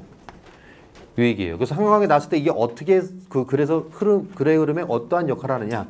예, 거기에 집중을 하라고. 뭔 말인지 알겠니? 이겁니다. 한번 확인해 볼까요, 그러면? 전통적인 통화 정책 동그라미 치세요. 정책 금리를 활용하여 물가를 안정시키고 경제 안정을 도모하는 것을 목표로 한다. 밑줄 쫙 그세요. 그죠? 정책 금리를 활용한다고 합니다. 전통적인 통화 정책. 이제 이거는 금리를 활용해. 어떻게 하길래? 중앙은행은 경기가 과열됐을 때 정책금리를 인상합니다. 경기를 진정시키고자 한다.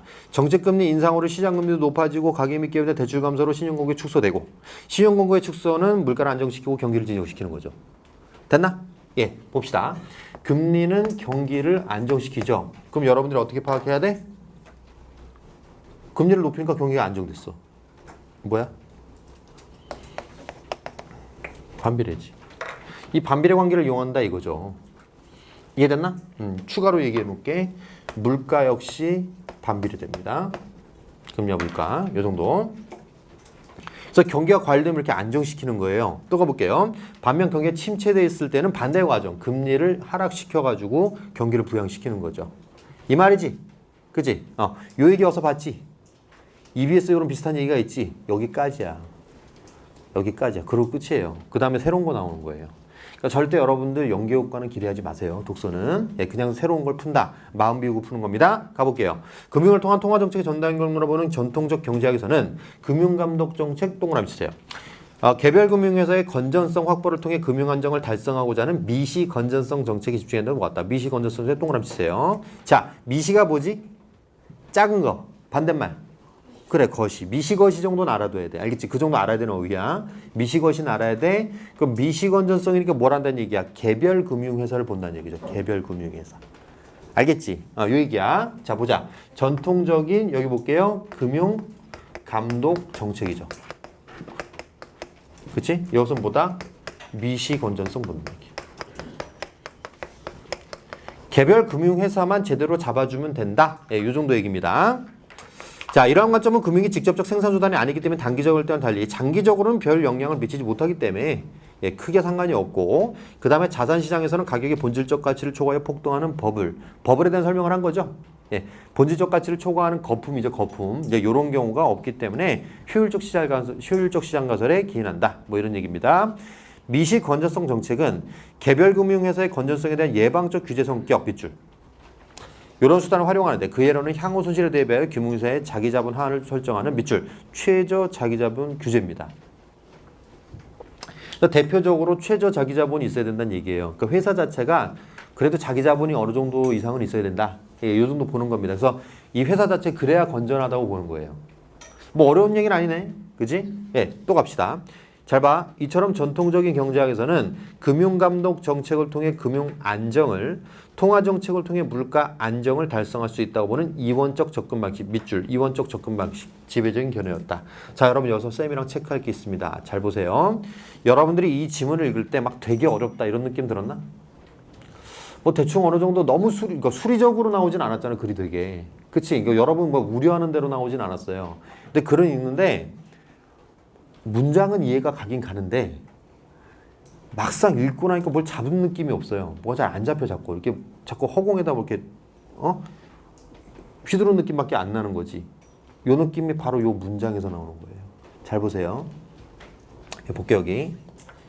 쌤이 편의상 이렇게 해보겠습니다. 통화정책을 세모라고 하고 금융감독정책을 역세모라고 할게요. 이렇게 할게. 예, 다시 볼게. 통화정책이 1달러였고 금융감독정책이 2달러였지. 그 문장 다시 읽어볼게. 이처럼 전통적 경제학에서는 금융감독 정책은 몇 달러기야? 역세모 2달러기죠. 그지? 그래서 요거 가지고 금융 안정을 꾀했고 그 다음에 통화 정책을 통해 이거 세모죠. 1달러 내용이죠. 지금 바꾼 거 보여? 굳이 문장을 바꿔놨거든. 요거 생각하고 있어야 돼. 알겠지? 이렇게 해서 이제 학생들이 앞에 거를 갖다 끌어왔느냐를 평가하는 거예요. 이게 지금 순서를 바꾸는 거야. 이거 많이 쓰는 방법이야, 이거. 평가원이. 여러분들이 이제 이걸 되게 잘 써야지 이게 좀 방법이 세련돼 보이거든. 티가 안 나거든요. 티 안 나게 쓴 거예요, 지금. 가볼게요.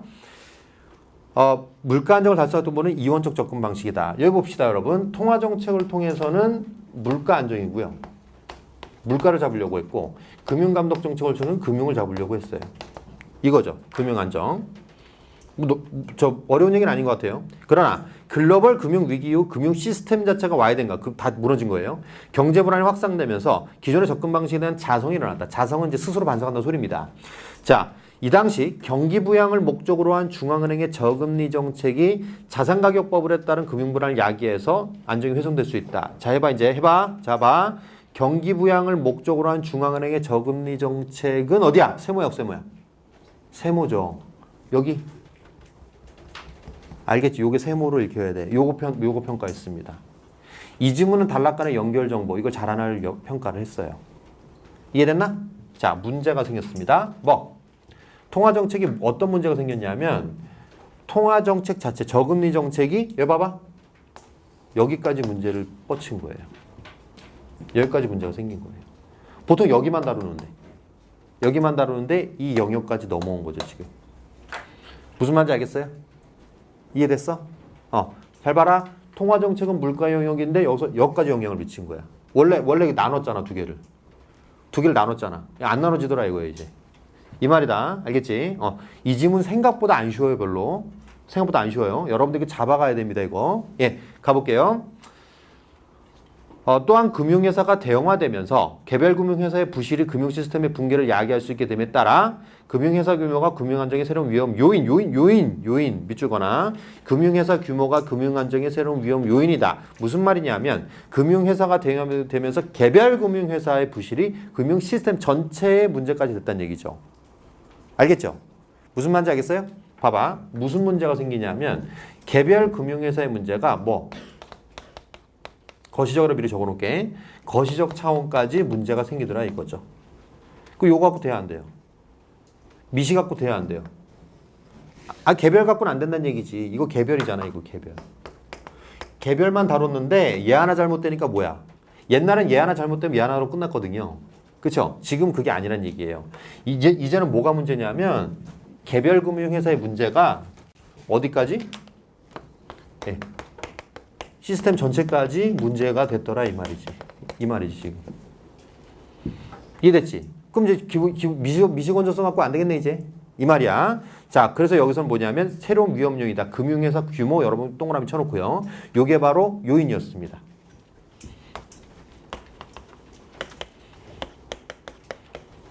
예, 이게 바로 요인이었습니다. 요인. 이거였습니다. 요거의 요인. 자, 가볼게요, 이제 또. 이에 기존 정책으로는 금융안정 확보할 수 없고요. 경제안정을 위해서는 물가뿐만 아니라 금융안정도 필수적으로 이 둘 다 돼야 된다는 얘기죠. 예전에 물가 안정만 됐으면 됐는데 이젠 둘 다 돼야 된다. 이렇게 됩니다. 그 결과 미시 건전성 정책에 거시 건전성 정책이 들어가야겠지. 알겠지? 잠깐만. 잡아. 문제를 두 가지로 해볼게. 아까 통화정책 가지고는 물가뿐만 아니라 여기까지 문제가 되더라. 요게 1번 문제고, 그지? 요런 문제가 생겼더라. 여기 2번 문제라고 하자. 이제 해볼게. 미시 건전성 정책에 거시 건전성 정책에 추가된 금융강도 정책 끊어봐. 여기까지가 몇 번 문제에 대한 해결이야? 또 뒤집었지? 또 바꿔놨지? 2번 문제에 대한 해결이죠. 이 지문이 이렇게 돼 있어요, 지금. 그래서 앞뒤로 뒤죽박죽 섞어놨어. 요게 이제 이 지문의 특성입니다. 이해됐나? 무슨 말인지 알겠나? 그래서 여러분 2번 문제에 대한 해결입니다. 물가 안정을 위한 통화정책 간의 상호보완. 봐봐. 다시 한번 밑줄 그어보자. 금융감독 정책과 물가 안정을 위한 통화정책 간의 상호보완. 밑줄 그어봐. 자, 보자. 2번은 그래도 뭐다? 미시 플러스 거시가 돼야 된다. 이 말이고, 그치? 상호보완이라는 건 뭐예요? 상호보완이라는 건 뭐야? 금융감독이랑 물가안정정책을 통화정책이 두 개가 같이 가야 된다는 얘기지. 왜요? 아까 저금리 정책은 여기까지 문제를 미치니까 얘 혼자는 안 된다는 소리예요. 얘도 같이 가야 된다는 소리지 지금. 이해됐어? 그래서 이거는 1번 문제에 대한 해결이에요. 이 두 정책이 상호 보완을 이루어야 된다 이거죠. 재구성해볼게. 알겠지? 여기 봐봐. 전통적인 그 경제학에서는 이 둘을 나눴어요. 이거는 물가, 이거는 금융 이렇게 해놨거든. 그치? 이렇게 나눴었는데 글로벌 금융위기가 닥치면서 그게 문제가 된 거야. 안 되더란 얘기야. 왜? 이걸로 요것만 잡는 게 아니고 얘 문제까지 생기더란 얘기예요. 그 해결 어떻게 해야 돼요? 여기 봐봐. 해결 어떻게 해야 돼? 이거 만지면서 이것도 같이 만져야죠. 상호 보완해야죠. 이 말이고, 두 번째가 옛날에는 그냥 개별 회사 하나만 잡았는데 이제는 개별 회사 하나 잘못되면은 거기서 끝나는 게 아니고 전체 시스템까지 다 망가지더란 얘기야. 왜? 회사 규모가 너무 커져가지고. 이 말이야. 그죠? 그러니까 미시 건전성 말고도 뭐 해야 돼? 전체 판세를 보는 거시 건전성까지 필요하다는 얘기지. 이런 논리 흐름을 갖고 있어. 이걸 재구성할 수 있어야 돼, 머리에서. 그렇죠? 그래서 앞뒤를 계속 바꿔가는 지금 3단락이 거의 관건인데 3단락에서 계속 앞뒤를 바꿔가는 그림을 취했단 말이에요. 여기서 여러분이 해결을 해줘야 됩니다. 이해됐어요? 예, 요거 하는 게 실력이었어요. 이 지문 굉장히 중요한 것 같아요. 자, 여러분 봅시다. 우리가 경제학 지문이라는 거를 경제학과 박사가 내겠죠. 그죠? 예, 경제학과 교수가 될 거야.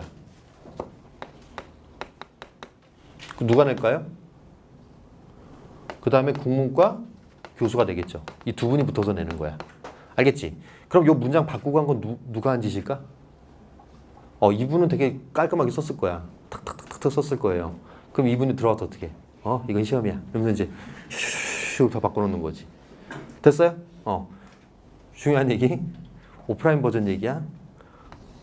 이분이 수능 때 들어갈까 안 들어갈까? 뭘 고민해? 들어가지 당연히. 그치? 9월에 들어갈까 안 들어갈까? 안 들어갈 거예요. 9월에는. 왜냐하면 수능 이꼴 감금이잖아.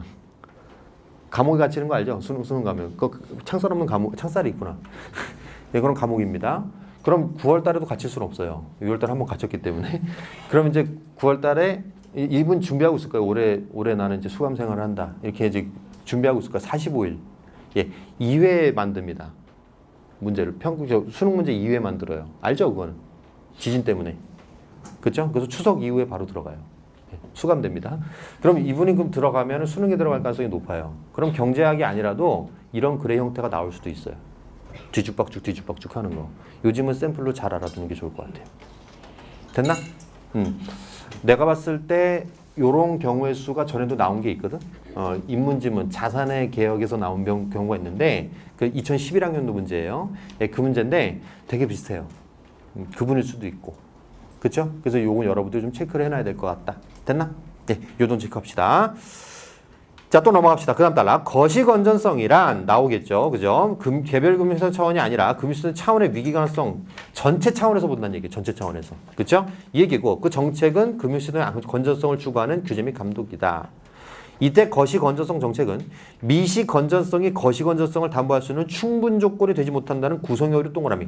자, 구성의 오류에 대해서 여러분들이 지식이 없다 하더라도 이 말 자체를 보면 되겠죠. 여기 보자. 미시건전성이 거시건전성의 충분 조건이 될 수 없다는 건 무슨 말이야? 벤다이어로 물으면 이렇게 돼 있죠. 이게 아니란 소리예요. 미시건전성 되면 무조건 거시건전성 되는 게 아니란 소리지. 충분 조건이란 건 미시건전성이면 무조건 거시건전성이다 이 말 아니야. 그게 안 된다는 소리죠. 이제 이해 갔나? 충분 조건이 그 말이야. 알겠죠? 예, 요 정도. 구성의 오류다. 그래서 전반적인 위험 요인에 대해서 본다. 다시 한번 거시건전성 정책은 금융 시스템 위험 요인에 대한 예방적 규제. 얘들아, 금융 시스템 위험 요인이 뭐지? 그죠? 이거죠. 금융회사의 규모죠. 되게 냉정해 지문이 이건. 알겠죠? 이 지문 절대 쉬운 지문이 아니에요. 내가 봤을 때 굉장히 어렵게 쓴 거예요. 안 읽히게 써놨어 이거는. 안 읽힐 수밖에 없어 이거 모르면. 알겠지? 요인 집중하시기 바랍니다. 쌤이 얘기했죠. 여름에 요거 확실하게 파트별로 한다고. 경제학, 철학, 그죠? 생물학 이런 파트별로 한다고 했죠. 테마도 꽤 굉장히 중요해요. 지금 점점 더 중요해지고 있어요. 그래서 여러분들 나랑 이제 그걸 확실하게 해봐야 됩니다. 계속 반복이 돼요. 이 지문들이. 그 공식들이 그대로 반복이 돼요. 어차피 여러분들이 경제학 지문을 읽을 때 기본이기 때문에 그게. 그쵸? 예, 가봅시다. 그 다음에 거시건전성 정책의 목표를 효과적으로 달성하기 위해서는 경기 변동과 금융 시스템 위험 요인 간의 상관관계를 감안한 정책 수답 도임이 필요하다. 그죠? 여러분, 와, 많이 본 문장 형태인데, 그지? 형업한 거야겠지? 예, 쫙 긋시다, 여러분. 정책의 목표를 효과적으로 달성하기 위해서는 경기 변동과 요인 간의 상관관계래. 그럼 야, 그 비례 아니면 반비례겠지. 그렇지? 야, 두 가지로 했는데 이거 이 문장을 우리가 안 거도 그러니까 우리가 체크를 안 할 수가 없네요. 필요 조건으로도 강조를 했고 상관관계로도 강조를 했어요. 그렇죠? 네, 갑시다. 필요 조건. 필요 조건 나왔어. 주목. 올해 수능에 필요 조건 낼 것 같아. 그지? 6월 달에 지금 1000명을 했죠. 필요 조건 올해 낼 거다. 오케이? 연습을 좀 많이 해야 될 것 같다. 경기 변동과 요인. 요인이 뭐였지? 아까 했잖아. 규모예요, 규모. 그죠? 여러분 지금 풀이한 거랑 다르죠?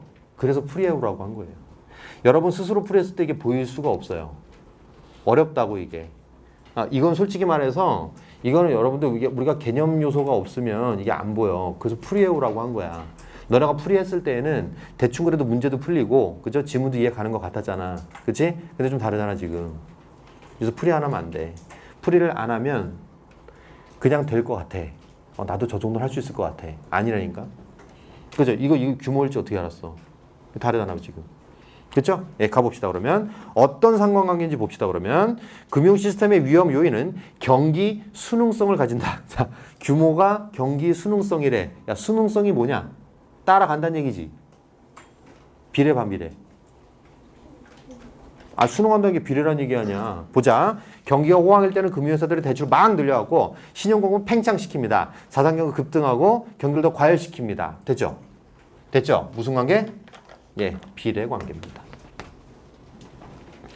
강력한 비례 관계, 과한 비례 관계를 갖고 있어요. 너무 지나친 비례 관계를 갖고 있어요. R10번. 이를 완화할 수 있는 정책 수단으로는 뭐래요? 경기 대응 완충 자본제도 동그라미. 자, 이 제도는 정책 당국의 경기 과열기에 금융회사로 하여금 최저 자기 자본에 요게 아까 이제 미시적 정책이었죠. 그죠? 거기에다 뭐까지? 추가적인 자기 자본, 완충 자본 동그라미. 과도한 신용 팽창을 억제시키는 겁니다. 무슨 말이냐 하면 봐라. 경기가 과열이 된 경기가 호황일 때 이 규모가 너무 커지니까 돈을 묶는 거예요. 알겠죠? 얘네들이 돈을 너무 이렇게 많이 팽창을 시키니까 돈 자체를 묶어버리는 거야. 이거 완충 자본, 이거 쓰지 마. 이렇게 하는 거지. 묶어놓는 거지. 이해됐나? 예. 그래서 여기에 쓰는 방식이 바로 이거다. 완충 자본이다 이거야. 이게 바로 거시 건전성 정책이에요. 이해됐나? 그럼 뭐가 안 나왔어? 이 상호범은 그냥 추상적으로만 나왔죠? 예, 요것만 제대로 설명을 했습니다. 그래서 이제 최저자기 자본에다가 완충 자본. 이렇게 들어갔다는 거죠. 이 지문 여러분들이 진짜 여러 번, 5번 이상 읽어봐야 될 것 같아요. 계속 읽고 해서 매끄러워질 때까지. 복습이 별게 없어, 얘들아. 그지? 방식만 너무 집중하지 말고 이 글이 매끄럽게 읽을 때까지 읽어줘야 되는 거야. 난 이거 여러분한테 확실하게 도움이 될 거라고 봐요. 알겠죠? 예, 이렇게 체크하고. 자, 또 가봅시다. 이 제도는 사토록하여 과도한 신용 팽창을 억제시키고요. 적립된 완충 자본을 어떻게 한다고? 경기 침체기에 대출 재원으로 쓰도록 함으로써 신용이 다시 공급되도록 합니다. 그래서 이 비례 관계, 과도한 비례 관계 자체를 억제하는 포인트다. 예, 이 얘기입니다. 전체 그럼 다시 한번 해볼까요? 여러분 떠올려 봅시다. 전통적인 경제학에 따른 정책이 있어요. 통화정책, 금융감독 정책이 있어요. 그렇죠? 둘을 나눴었어요. 근데 문제가 뭐야? 최근에 보니까 안 나눠져. 그지? 통화정책 잘못 건드리면은 금융 영역까지 넘어가. 그래서 문제가 돼. 그래서 상호 보완을 해야 돼. 이 말이고, 예전에는 금융감독 정책이 그냥 개별 회사 하나만 좀 이렇게 통제하는 그 정도였는데, 이제는 회사 규모가 너무 커지니까 그게 안 되더라는 얘기예요. 전체까지 파급적 영향을 미치더라. 그래서 뭘 했다? 거시적인 면에서도 보는 완충 자본 제도를 취했다. 이 말이지. 이해됐어? 이게 여러분들 한번 떠올리는 연습을 자꾸 해봐야 돼요. 이 연습 자체가 굉장히 좋습니다. 6편 문제는 그래서 여러 번 풀어도 좋다고 하는 말이 내용은 이랬어. 개념은 이런 게 나왔어. 이렇게 보는 게 굉장히 중요한 과정이에요. 이해됐죠? 예, 그럼 문제로 갑시다. 자, 27번 문항 같은 경우에는 4번이 그렇게 어렵진 않죠. 그죠? 예, 글로벌 금융위기는 정책금리 인하가 경제안정 훼손 요인이 될 수 있다고 봤다. 맞죠? 그죠? 예, 정책금리 인하, 통화정책이 금융 영역까지 문제를 야기하더라. 이 말이지. 그지? 자, 28번 갑시다. 여러분들 잘 풀었는데 1번 기업에서는 물가 안정을 위한 정책 수단은 통화정책이죠. 별개의 정책 수단이 금융안정은 금융감독 정책이죠. 두 개를 나눴습니다. 그렇죠? 2번 신용공급의 경기 수능성을 맞죠? 완화시키는 거. 이 비례관계, 지나친 비례관계를 완화시키는 거. 완충자본이고요. 3번. 예방적 규제 성격을 지닌 정책 수단은 기업과 니은 모두 있죠. 그렇죠? 그래서 기업에서는 뭐 있어? 미시정책으로서 최저자기자본제도, 니은에서는 완충제도가 있죠. 완충자본제도. 자, 요 정도 보면 되겠고요. 28번에 4번도 마찬가지입니다. 금융 시스템의 위험 요인, 이게 뭐야? 규모죠, 규모. 그렇지? 니은에서는 그 부분을 좀 감독하려고 하고 있죠. 자, 29번 갑니다. 형광색 오답률은 20%대고 전국 오답률은 49%입니다. 자, 미시 건전성 정책과 정책 간에는 정책 수단 차이가 존재한다. 경기가 어떨 때, 잘 봐. 이 문제 틀린 사람 별표해놔. A일 때는 무슨 정책에서 완충자본이야? 완충자본이니까 100% 뭐예요, 이거? 것이야, 미시야?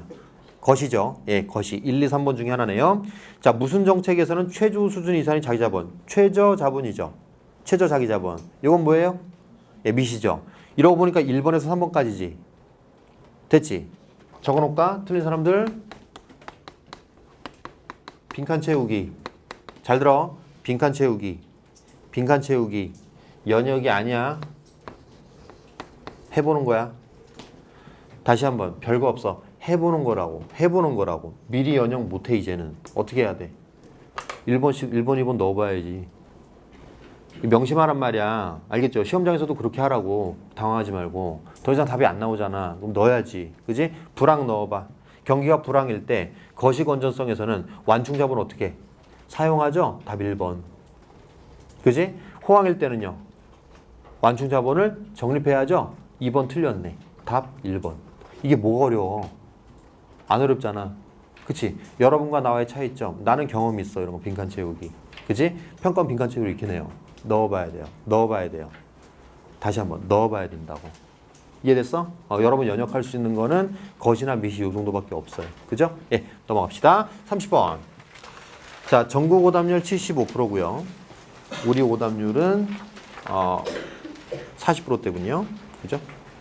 60%대군요. 60%대 비슷하네요. 그죠? 전국 오답률 75% 나왔습니다. 자, 가볼게요. 현실에서 통화정책 효과는 경기에 대해 비대칭적인 것으로 알려져 있다. 비대칭적 동그라미 치세요. 통화정책이라는 건 경기 과열을 억제하는 데는 효과적이지만 끊고 경기 침체를 벗어나는 데 효과가 미미하다 이거지. 얘들아, 이래서 비대칭이야. 알겠지?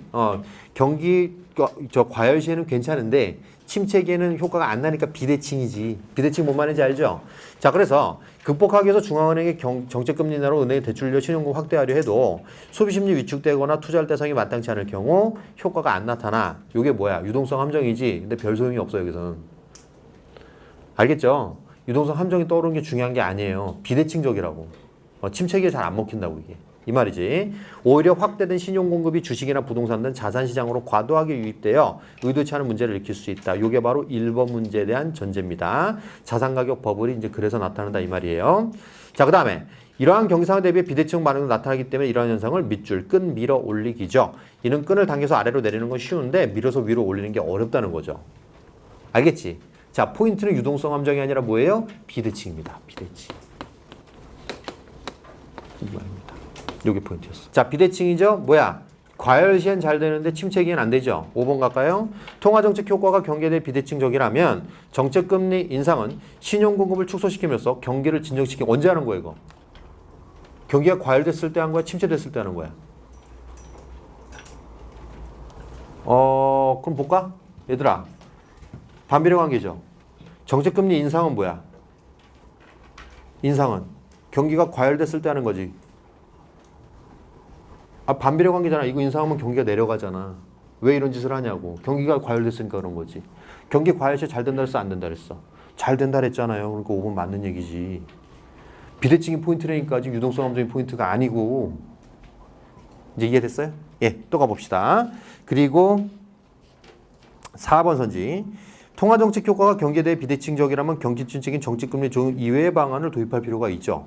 그죠? 침체기는 금리만 갖고 안 된다는 소리예요. 다른 방법까지 동원할 수밖에 없지 않느냐 이런 얘기죠. 됐나? 자, 3번. 끈 밀어올리가 있을 경우에 경기 침체기의 금융 안정을 달성하려면 경기 대응 완충자본제도. 그럼 다시 가볼까요? 본문으로. 보면 어딘지 알죠? 왕복은 문제가 아니야. 어딘지 모르고 왕복하는 게 문제지. 마지막 단락 보면 완충자본이 있죠. 뭐 할 때 쓰는데 대출을 늘린다 그랬지. 자, 그럼 다시 가볼게요. 자, 우리가 보기에서 네 번째 줄 보면은 다섯 번째 줄 보면 대출을 늘려서 확대하려 해도 안 된다는 소리죠. 그러니까 대출 늘리는 것만 가지고는 안 된다는 소리죠. 그죠? 그래서 3번은 틀렸습니다. 경기대용 완충자본 도입을 하더라도 효과는 잘 안 나타날 것이다. 이렇게 볼 수가 있겠죠. 이해됐죠? 그래서 답은 3번이다. 31번은 풀 필요가 별로 없어 보이죠? 그죠? 예, 넘어갑시다. 유언 12곡입니다. 예, 궁극 해설지 12페이지.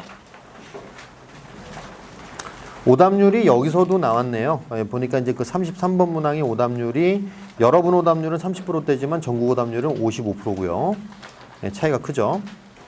34번도 오답률이 제법 있습니다. 요걸로 볼게요, 요걸로. 자, 12페이지. 유언 12곡이다. 처음에 박스가 되어 있죠? 조선사대부 내구죠? 올해 나올 것 같아. 알겠지? L6번, 4대. 얘들아, 평가원이 6월을 그냥 내는 게 아니야. 알겠지? 그냥 내는 게 아니야. 6월을 통해서 수능을 보여준단 말이야. 그러면 거의 정해져 있다고 봐야 돼. 그러니까 그 6월, 9월에 사대부 작품 나오면 수능에 무조건 나와요. 그리고 여태까지 거의 단 한 해 빼고 다 사대부 작품 나왔어요. 낼 게 이거밖에 없어요. 여러분, 구비문학 내기 힘들어요. 왜? 구비문학은 이 내용 자체가 심화되지 않았을 거 아니야. 그러니까 입에서 입으로 전달되지. 그치? 근데 이건 문자로 쓰여져 있기 때문에 깊이가 있단 말이야. 그리고 교과 개념도 할 수 있어, 이거. 이것도 할 수 있어. 그럼 거꾸로 말했을 때 왜 이거를 예상할 수 있었는가? 쌤 이거 세트 만들었는데 버렸다 그랬죠? 그치? 짜증나는데 또 그 생각하니까. 여튼 이 개념을 담은 작품이기 때문에 연계된 거예요. 그러니까 EBS 연계의 원리가 기초적으로는 교과 작품이 나올 가능성이 매우 높고 고전 시가가 이런 개념을 담고 있는 작품이 나올 가능성이 매우 높아요. 듄초이스는 그렇게 만들어지는 거예요. 듄초이스의 원리 자체가 그거예요. 그러니까 그 어차피 안 나올 것들은 솔직히 말해서 깊이 있게 공부할 수도 없고 구비문학이 무슨 깊이가 있어. 그게 읽고 땡인데 그냥 한 번 읽고 땡인데. 그치? 평가원도 변별력 확보할 생각이 명확하잖아요. 그쵸? 그래서 공부를 했다 안 했다의 티가 많이 나요, 이거는. 거꾸로 공부를 했으면 빠르게 풀 수 있어요. 알겠지? 그래서 이 뒷부분 그 세수가 8, 9, 11수가 요거는 우리 해설지에만 있던 거야. 그쵸? 여러분 알고 있죠? 우리 어부사시사도 40수 다 있잖아요. 이 타노스 해설지, 그치? 이렇게 공부를 해놔야 돼요. 할 거면 그렇게 해놔야 돼요. 알겠죠? 마찬가지입니다. 사대부. 유교적이냐, 풍류적이냐, 이 가치 사이에서 갈등을 했잖아. 자, 여러분, 유언 12곡은 주제가 뭐예요? 여기에 중점이 있어요. 자, 6월달에 이게 나왔습니다. 알겠죠? 9월달에 한번 살펴볼 거야. 나오는지 안 나오는지. 됐어? 9월달도 이거더라. 이쪽이 가능성이 높아. 이랬어? EBS에 요번에 사대부 작품이 몇 개 있어. 그래서 쌤이 그때 전문을 다시 일어났어. 출세곡도 전문 다 했죠. 그쵸? 예, 그래서 이제 우리가 미리 해놓은 이유는 이제 나올 것들은 확실하게 해놔야 돼요. 확실하게. 송민국도 다 해놨죠. 송민국은 요쪽이죠, 사실. 연군이니까. 이해됐나? 요겁니다. 자, 그래서 여러분, 올해 나옵니다. 올해 사대부 작품 여러분 중요한 것들은 쌤이 골라주는 것들은 완벽하게 다 해결해야 돼요. 그래서 시험장에서 쾌감을 느끼기 바랍니다. 예. 더군다나 고어로 나왔죠? 그죠? 생전 처음 보는데 고어로 나왔죠? 왜? 여러분, 이게 지금 다른 거야. 내가 전에도 얘기했지만, EBS 지문은 누가 낼까? 국어쌤이네요. 학교 국어쌤이 냅니다. 지평이 당연히 다를 수밖에 없어요. 그럼 유언 12곡에서 뒷부분을 뺐어. 왜 뺐을까? 1번, 중요하지 않다고 생각해서. 2번, 잘 모르겠어서. 읽어도 잘 모르겠어서. 안타깝지만 2번이 답일 거예요. 왜 그러냐면, 그렇게 나온 것 치고 뒷부분이 안 어려운 게 없더라고. 생략된 부분이 다 어렵더라고 보니까. 여러분 이번에도 봤지만은 오답이 다 여기서 나왔잖아요. 그쵸? 불리한 부분을 빼버린단 말이죠. 그래서 그거는 우리가 악착같이 다 해석을 해놔야 돼요. 그래서 그 악착같이 해석한 작업은 쌤이 할 테니까 여러분들은 편하게 해설지 읽으세요. 그래서 계속 연습을 자꾸 해놓자고. 그것만 해도 대단한 공부야. 알겠지? 자, 해봅시다, 이거. 자, 1장 한번 가볼까요? 자, 12페이지 오른쪽입니다. 현대어로 갑시다. 문장을 하자 하니까 사람이 글하는 것은 근심의 시작이요. 공맹을 배우려 하니까 도리 익히기는 어렵구나. 자, 문장, 공맹, 세모합시다. 유교적 이상화 하려고 하니까 안 되더란 얘기예요. 그래서 어떻게 했어요? 이내 몸 쓸데없으니 태평성대 성대농포 대오리다. 성대농포 역세모. 문맥적으로 풍류로 봐야 돼요. 농사가 포인트가 아니고 자연이 포인트입니다. 속세에서 나왔다고 포인트예요. 자, 가볼게요, 여러분. 세 번째 화살표 밑줄 볼까요? 정리하자면 유교적 이상, 세모, 성취하기 어려우니까 자연 속에서 풍류적 이상을 추구하겠다는 겁니다. 역세모, 요 정도로 정리한 겁니다. 자, 13페이지로 갑니다. 제3장. 자, 또 현대어 봅시다. 홍진. 홍진 알죠? 알아야 됩니다. 알아야 됩니다. 홍진과 인연 끊고 백운과 벗을 삼아. 자, 속세에서 벗어나갔고 백운 역세모 합시다. 녹수청산에서 시름 없이 늙어가니 녹수청산 역세모 합시다. 시름 없이 늙어가니까 이러한 무한지락 역세모 합시다. 어렵지 않죠? 예, 속세에 벗어나서 풍류를 추구하겠다 이런 말이죠. 역세모하면 이렇게 편해요. 알겠죠? 예, 또 가봅시다, 여러분. 자, 14페이지 6장입니다. 현대어. 인간의 벗 있다 하나 나는 알기 싫고요. 물의 벗, 물에는 알아야 돼. 알겠지? 물의 속세 바깥이라는 소리죠. 여기서 문맥적으로 자연일 겁니다. 물의 벗이 없다 하나, 물의 벗 역세모 없다 하나 나는 알기 좋아. 인간에는 벗 있다 하지만 나는 별로 알고 싶지 않아. 너무 인간관계 지쳤어 이 말이지. 그 다음에 물의 벗이 없다 하나 나는 알기 즐거워라. 물의 벗은 없다 하지만 나는 알고 싶어.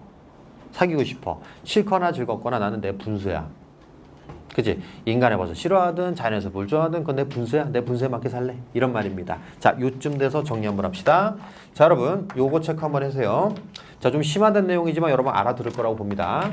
자, 우리가 풍류를 추구하는 그림. 이런 그림은 언제냐라고 하면 여러분 이거예요. 자, 무조건 사대부는 유교적 이상이 우선이에요. 이게 먼저 무조건. 이걸 먼저 고려해. 그 다음 이거 하는 거야. 그래서 유교적 이상이 완료되었을 때 이때 풍류를 추구하죠. 가령 올라갈 만큼 올라갔을 때. 대표적 작품이 송순의 면왕정가. 그치? 면왕정가는 이제 그 송순이 이제 벼슬에서 할 만큼 하고 그러와서 이제 내려와서 면왕정을 짓고 즐겁게. 그래서 내적 갈등이 전혀 없어요, 작품에. 그쵸? 요 얘기고, 두 번째는 좌절됐을 때. 대표적인 게 유배예요. 그쵸? 그래서 유배 가사를 보면은 우울하다가 갑자기 즐거워요. 갑자기 막 백구랑 놀고 뭐 낚시도 하고 어부랑 놀고 갑자기 이러다가 또 우울해하고. 약간 조울증처럼. 그럼 이 사람이 심적으로 이상 뭐 돌았나? 이 얘기가 아니라, 이거 없으면 이거 하는 거예요. 좌천됐을 경우도 마찬가지죠. 그죠? 출세곡이 대표적이죠. EBS 지금 올해. 세 번째는 포기했을 때. 내려놓음이라고 할게, 내려놓음. 이게 더 와닿는 말일 것 같아. 내려놨을 때. 안 해요, 그냥. 에휴, 안 해. 나 그래서 뭐해. 이런 얘기입니다. 대표적인 게 어부사시사. 이해됐지? 이런 경우가 많단 말이야. 여러분, 이 작품은 어느 쪽이지? 1번, 2번, 3번. 내려놓음. 유교적 이상은 추구하려니까 안 될 것 같아. 그래서 아예 안 하고 그냥 나 뭐 하겠다? 풍류 추구하겠다. 쿨하게. 이런 얘기입니다. 알겠죠? 저 유언십이고 요쪽이에요. 됐나? 이제 또 가봅시다. 자, 14페이지 오른쪽입니다. 자, 거기 본문에 박스 안에 본문에 작비금시 밑줄 그어놔봐. 작비금시. 어제는 틀렸고 오늘은 옳다 이거야. 자, 해볼게 이제. 여기서부터가 변별력 확보 구간이었죠? 그죠? 가봅시다. 유정하고 무심할 수 없는 풍진의 벗들. 자, 속세의 벗들은 유정한 것 같지만 실제로는 무심해요. 이 말이고, 무심하고 유정할 수는 아마도 강호와 백구와 백로. 구로. 강호, 백구와 백로. 백구와 백로 역세모 할까요? 자, 무심한 것 같지만 실제로 정이 많아요. 누가 더 좋아요? 구로가 좋죠. 구로. 백구와 백로가 좋죠. 그쵸? 이제야 어제 그른 것이 오늘 옳다. 밑줄 봐봐. 자, 그 화살표에서 네 번째 단락인데 밑에서 5번째 줄입니다. 속세 살던 과거는 속세의 벗들이 좋은 줄 알았는데 자연 속에서는 현재에 보니까 자연의 벗들이 진짜 좋은 거예요. 그래서 말합니다. 밑줄 속세 어제는 틀렸고 오늘은 맞다는 거죠. 속세 어제는 틀렸고 자연 속에 오늘은 맞다는 겁니다. 작비금시가 바로 이 말입니다. 알겠죠? 자, 그래서 여기서 대비가 됩니다. 풍진붕우와 강호구로가 대비되고 있죠? 예, 체크해 놓고요. 자, 15페이지 갑니다. 도연명이 벼슬살이 버려두고 떠나갈 때, 소광이 벼슬살이 물러나 간청할 때, 요거죠. 여러분 체크할까요? 고사인용 나와야죠. 고사인용. 알겠지? 고사인용 나와야지. 넘버 8. 올해 수능. 알겠지? 올해 수능. 어디에 나오겠어? 1순위. 고전소설. 그치? 고전소설에 고사인용된 거 여러분 바로바로 파악할 수 있어야 돼. 그럼 어떤 상황인가 보통 논쟁 상황일 때가 많잖아. 너 나를 많이 해봤잖아. 그치? 알아듣죠? 이게 무슨 말인지. 그래서 이제 그 상황에서 고사인용 나오는 거 많을 거고요. 그리고 고사인용 나온다면 수군가가 있었어요. 고사인용 좀 어려운 걸로 잘 체크해놔. 알겠지? 그 자료 되게 중요할 것 같고요. 그리고 나온다면 고전 수필. 고전 수필에서 얘기할 때 고사인용 많이 해요. 고전 인문도 가능하고요. 물론 고전 소설도 가능하겠죠. 그렇죠? 고사인용 올해 중요합니다. 알겠죠? 자, 체크해놓고요. 자, 또 합시다. 호연한 행색을 뉘안이 보라 하리. 이걸 좋게 본 거죠. 당연히 좋게 본 거죠. 내려놓으니까. 그지? 벼슬길 내려놓고 물러난다고 했으니까. 요거. 난 그거 좋다라고 한 거죠. 됐나요? 예, 요 정도 얘기입니다. 자, 넘어가고요. 11장입니다. 오른쪽이죠. 맨 아래. 인간의 비바람 자전이 무슨 일로 머무느냐? 왜 머물러? 이거고. 그 다음에 물에 자연의 경치만 족서느니 무슨 일로 아니 가려? 물 가야지. 그지? 이제는 가려서 정했다. 뭘로? 물에, 즉 자연으로 가려서 정했다. 이겁니다. 긴 얘기 중에 계속 이제 속세와 이거를 계속 얘기하다가 대비해서 자연이 낫다. 결국 자연 선택했다. 이 말입니다. 됐나요? 예, 요 정도로 체크하고 넘어가면 되겠고요. 자, 문항으로 갑시다, 그러면. 자, 나지문은 요건 대화적 구성인 거 알겠죠? 그죠? 이제 그 게으름과 대화적 구성을 하는데, 잠깐만 요것도 체크할게. 요게 지금 성현의 조용인데,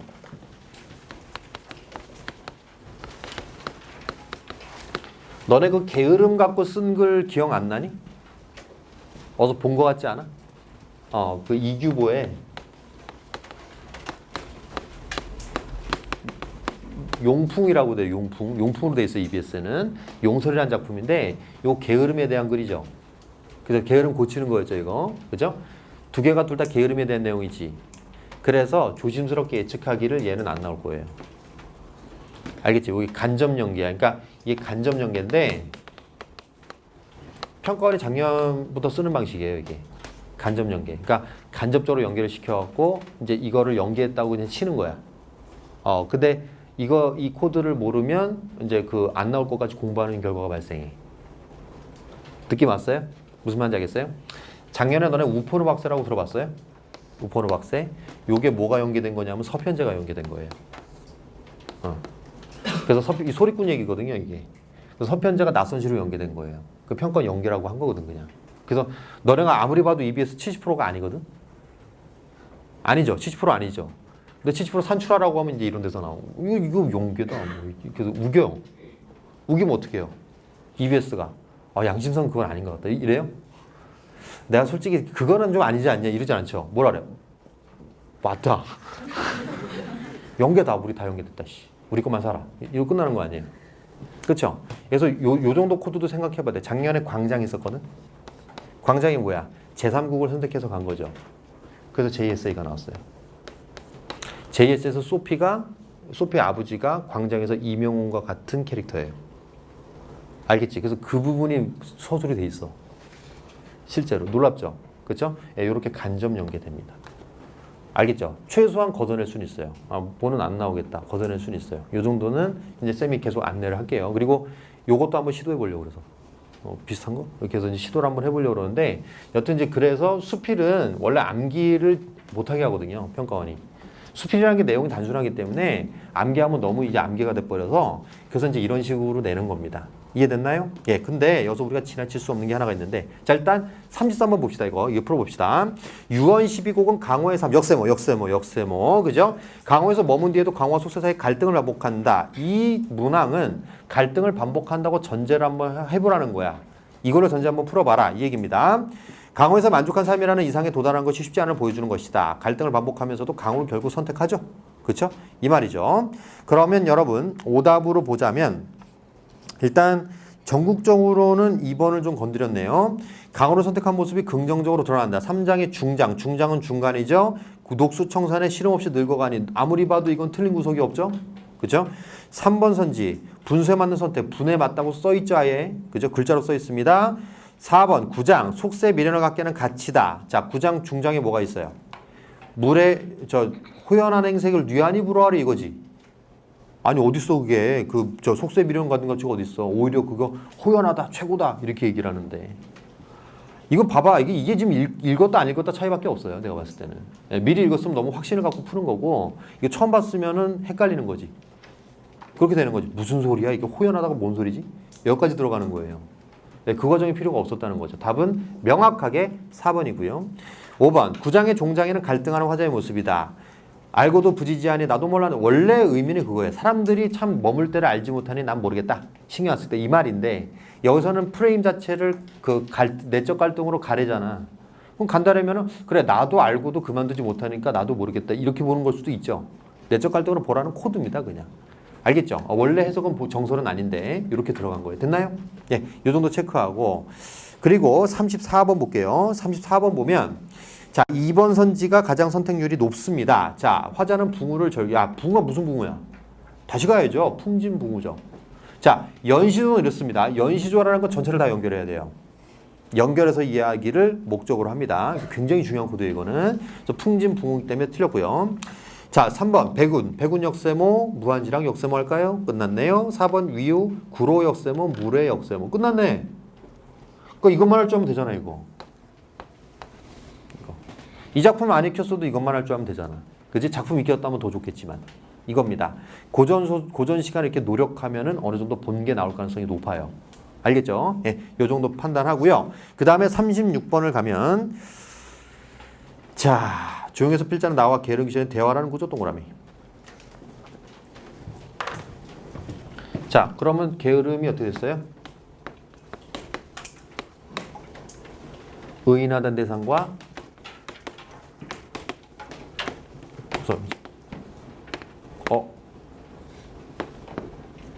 올해 수능. 그지? 대화적 구성 올해 나올 것 같아. 의인하단 대상과 대화적 구성에 있는 게 이게 있어요. 시조 중에 청천에 떠있는 저 기러기야. 님에게 말 좀 전해주렴. 그래서 내가 그리한다고 말 좀 전해줘. 그 기러기가 뭐라 그래? 아 나도 바빠서 안 될 것 같아. 이 얘기하죠. 그죠? 자 대화긴 대화인데 실제 대화 맞나? 아니죠. 그죠? 의인화된 대상은 말을 못한다는 얘기죠.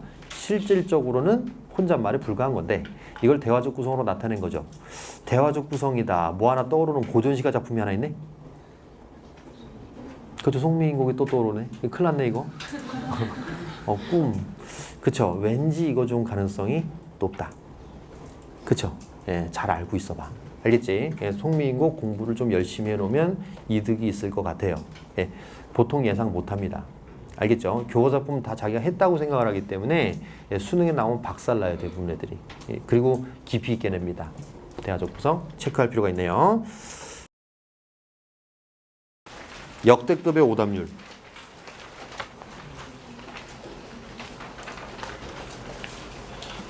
전국적인 오답률은 41번이 89%. 세상에. 예. 근데 이건 좀 치사하게 내면은 좀 있긴 있습니다. 그리고 38번이 오답률 5위로서 오답률 57%, 40번이 오답률 한 55% 정도 돼요. 이렇게 돼 있는데 지금 우리 클래스에서는 40번은 오답률이 많이 높진 않아요. 여기서부터 좀 다릅니다. 이제 오답률이 조금씩 좀 낮은데 어쨌든 간에 패턴은 좀 비슷하다. 그럼 한번 봅시다 이거.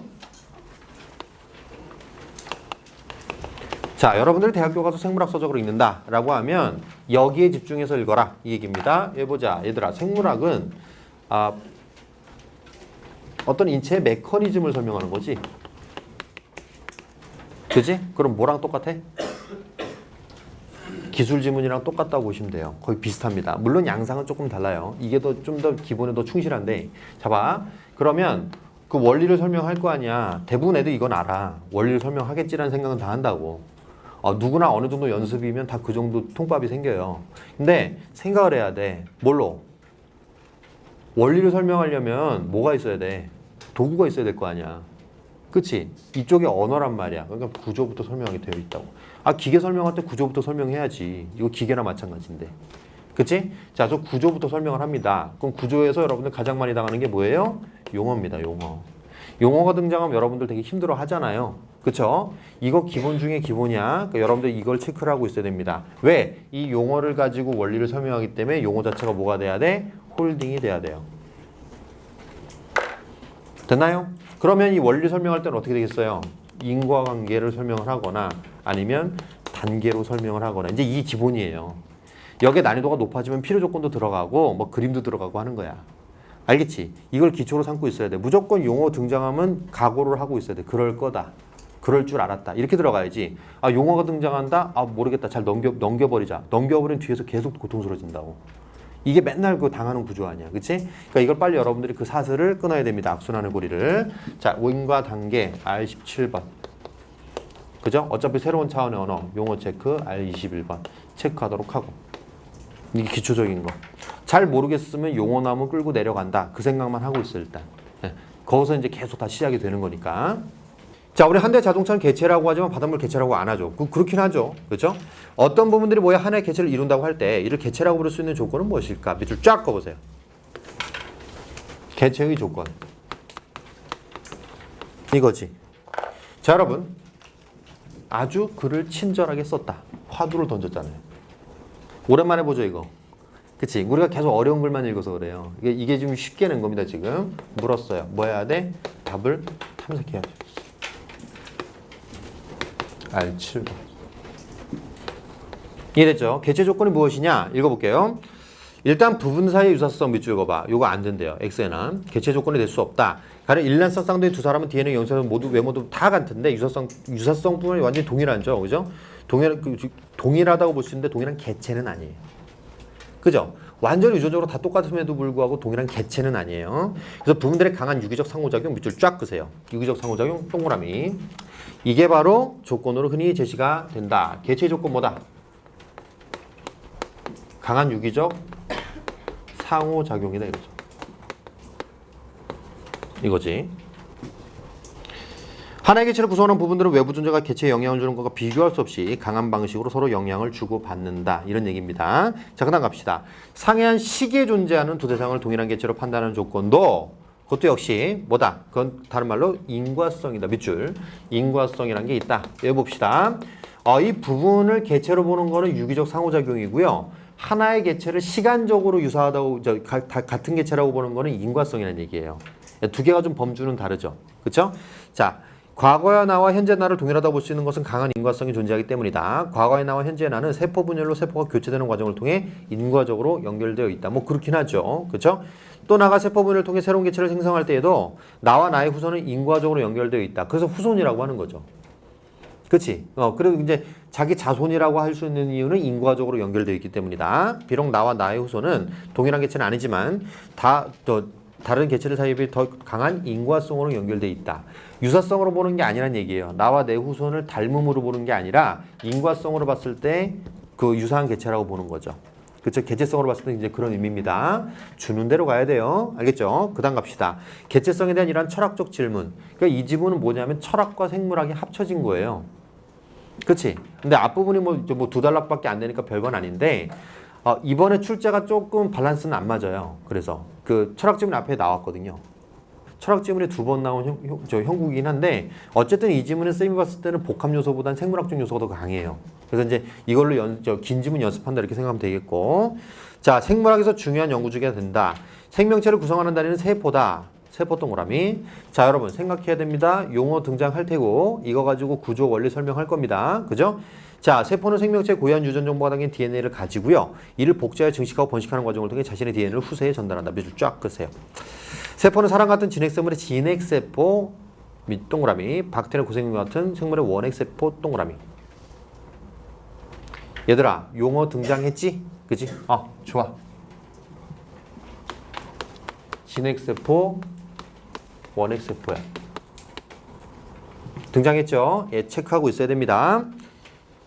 진핵세포는 세포질의 막으로 둘러싸인 핵이 있고 그 안에 DNA가 있지만 끊어봐.